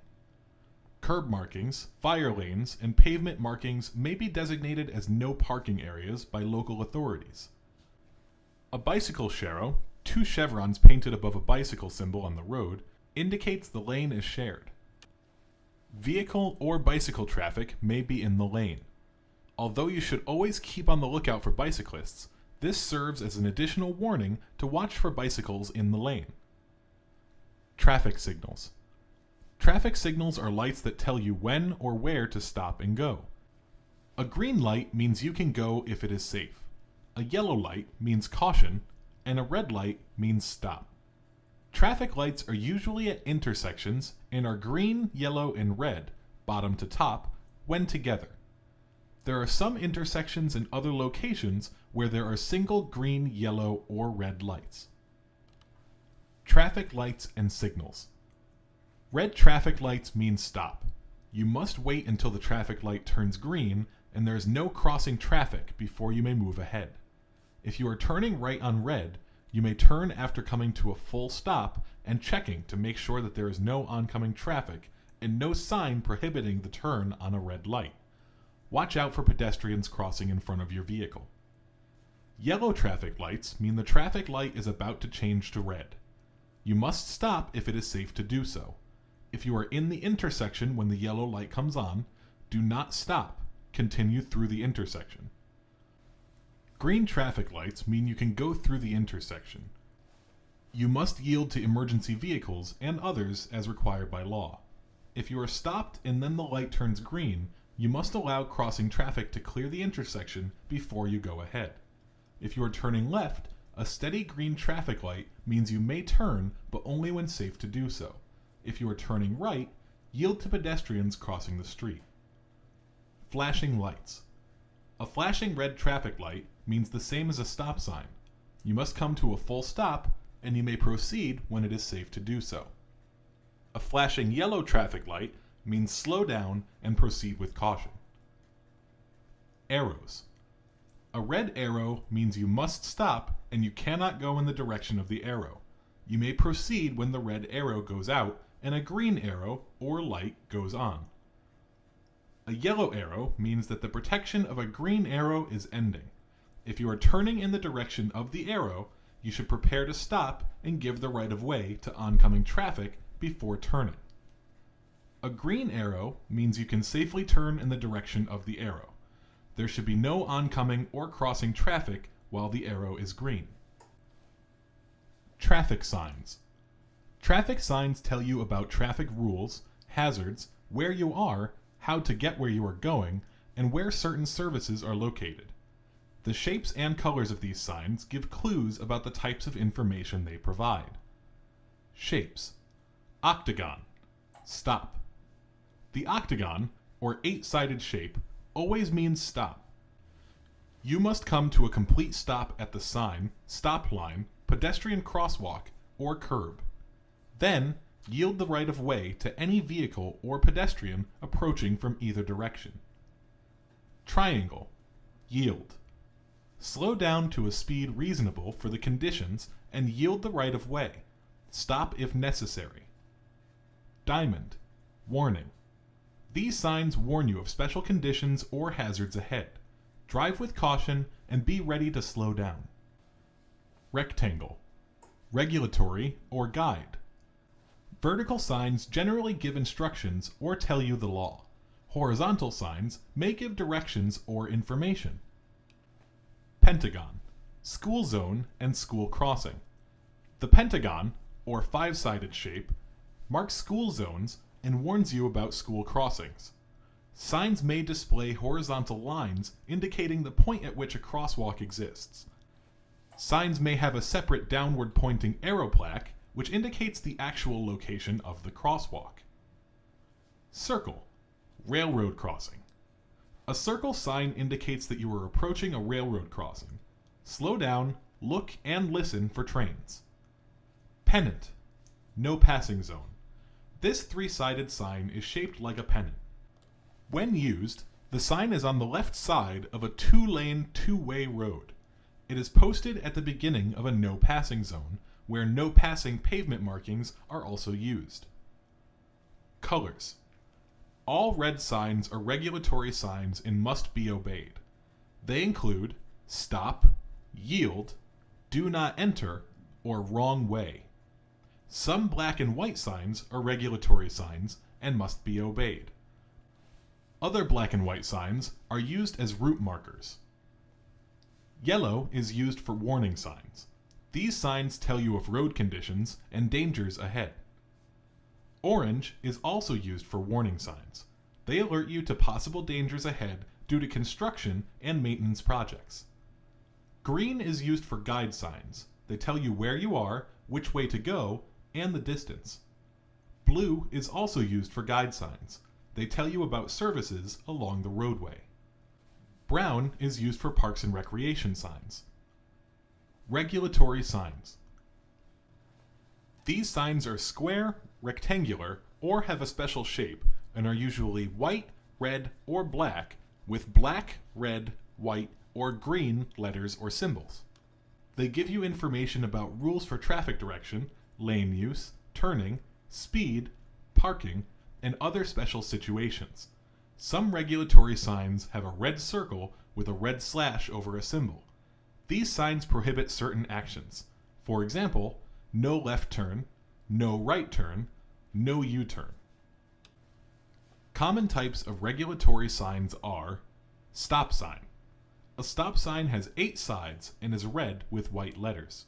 You must come to a full and complete stop at a stop sign or stop line if one is present. You must wait until crossing vehicles and pedestrians have cleared. You may pull forward only when it is safe to do so. Yield sign. A yield sign is a downward pointing triangle. It is red and white with red letters. It means you must slow down and yield the right of way to traffic in the intersection you are crossing or roadway you are entering. Do not enter sign. A square sign with a white horizontal line inside a red ball means you cannot enter. You will see this sign at roadway openings that you should not enter, such as exit ramps where you would be going in the wrong direction, crossovers on divided roadways, and at numerous locations on one-way streets. Wrong way. This sign is used to identify a one-way street, expressway ramp, or the wrong direction or wrong side of a divided highway. Do not drive past this sign. Turn around. No U-turn. U-turns prohibited. Special mention should be made of no U-turn signs that are posted on divided highways or expressways. You may see one where there is an opening on the divided highway that leads to the other side. Lane use control signs. These signs tell you where you can go and where you can't, often using an arrow symbol. These signs can be located on the side of the road or hanging over the lane of travel. Sometimes arrows are painted on the road as a supplement to the sign. One way. These signs are used on one-way streets or driveways. You must always go only in the direction of the arrow. Left or through sign. This sign lets you know that your lane is splitting off into two separate directions. Keep right. This sign tells you where to drive when you approach traffic islands, medians, or other obstructions in the middle of the roadway. You must drive to the side indicated by the arrow. No passing signs. These signs tell you where passing is not permitted. Passing areas are based on how far you can see ahead. They consider unseen hazards such as hills and curves, intersections, driveways, and other places where a vehicle may enter the roadway. These signs, along with pavement markings, indicate where you can pass another vehicle, the beginning and ending of a passing zone, or where you may not pass. Where it is permitted to pass, you may only do so if it is safe. Be aware of road conditions and other vehicles. Disabled parking. Parking spaces marked with these signs are reserved for individuals with disabled parking privileges. Warning signs. These signs are usually yellow with black lettering or symbols. Most are diamond-shaped. These signs warn you to slow down and be prepared to stop if necessary. They warn you that a special situation or a hazard is ahead. Some common warning signs are below. Signal ahead. Traffic signals are ahead. Slow down and be ready to stop. Stop ahead. A stop sign is ahead. Slow down and be ready to stop soon. Reduction in lanes. This sign is used on multi-lane highways to warn you of a reduction in the number of traffic lanes in the direction you are traveling. Be prepared to change lanes or to allow other vehicles to merge into your lane. No passing. This sign marks the beginning of a no passing zone. You may not pass cars ahead of you in your lane. Merge. Two lanes of traffic are about to become one. Drivers in both lanes are responsible for merging smoothly. Pedestrian crossing. Watch for people crossing your path. Be prepared to slow down and stop. Signs may display horizontal lines indicating the point where a crosswalk exists. Signs may have a separate downward pointing arrow plaque, which indicates the actual location of the crosswalk. School zone. Slow down. The speed limit is usually 25 miles per hour. Watch out for children crossing the street or playing. Be ready to stop. Obey signals from any crossing guards. School zone crosswalk. Signs may display horizontal lines indicating the point where a crosswalk exists. Signs may have a separate downward pointing arrow plaque, which indicates the actual location of the crosswalk. Slippery when wet. When pavement is wet, reduce your speed. Do not brake hard or change direction suddenly. Increase the distance between your car and the one ahead. These actions are needed on all wet roads, and especially on roads where this sign is posted. Two-way roadway. This sign tells you that you are leaving a divided roadway and will be driving on a two-way highway. Divided highway begins. The highway ahead is split into two separate roadways by a median or divider, and each roadway is one way. Keep right. Change in direction. This sign warns you of a change in direction or narrowing of the road. You may find several of these signs on the outside of a sharp curve or on approaches to a narrow bridge. Intersection ahead. 4 signs warn you of intersections ahead where traffic may exist or where a right or left turn may be required. A sign naming the intersecting road may also be posted. Turns and curves. Certain signs are posted before turns and curves. The shape of the arrow tells you what to expect. A small sign showing the maximum safe speed may also be posted below the arrow. Guide signs. These are signs that direct a motorist to certain places. They tell you where you are, what road you are on, and how to get where you want to go. Most guide signs are rectangular. The following are some that you will find frequently along the road. Route number signs. The shape and color of a route number sign indicate the type of roadway. Interstate, U.S., state, city, or county road. When planning a trip, use a road map to determine your route. During the trip, follow the route signs to keep from getting lost. U.S. route marker signs. The shape and color of a route number sign indicate the type of roadway, interstate, U.S., state, city, or county road. Parks and recreation. These signs are brown. They guide you to recreational areas and parks. Service signs. These signs are square or rectangle shaped and are blue with white letters or symbols.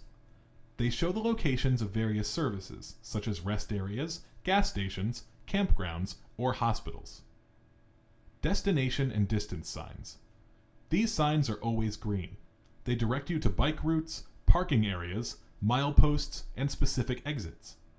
Mileposts are placed every mile along the freeway from one end of the state to the other. 0 usually starts at the south and west borders of the state. Mileposts can be used to determine the distance to exits, cities, or state lines. By using the milepost number and the exit number, you may compute how far you are from the exit you want to use. Information signs. These signs are always green. They include items such as state lines, city limits, and other boundaries. You may also find names of streams, elevations, landmarks, and other items of geographical interest. Work area signs. These construction, maintenance, or emergency operation signs are generally diamond or rectangle shaped and orange with black letters or symbols. These warn you that people are working on or near the roadway. These warnings include reduced speed, detours, slow-moving construction equipment, and poor or suddenly changing road surfaces. In work areas, a person with a sign or a flag may control traffic. You must obey these persons. Detour. This sign is used at the beginning of an alternate route that has been established because a road has been closed. Flag person. This sign warns that there is a flag person ahead. Always follow his or her directions. Flaggers normally wear orange or yellow vests, yellow-green shirts, or jackets. They use stop or slow paddles and red flags to direct traffic through the work zone and to let workers or construction vehicles cross the road.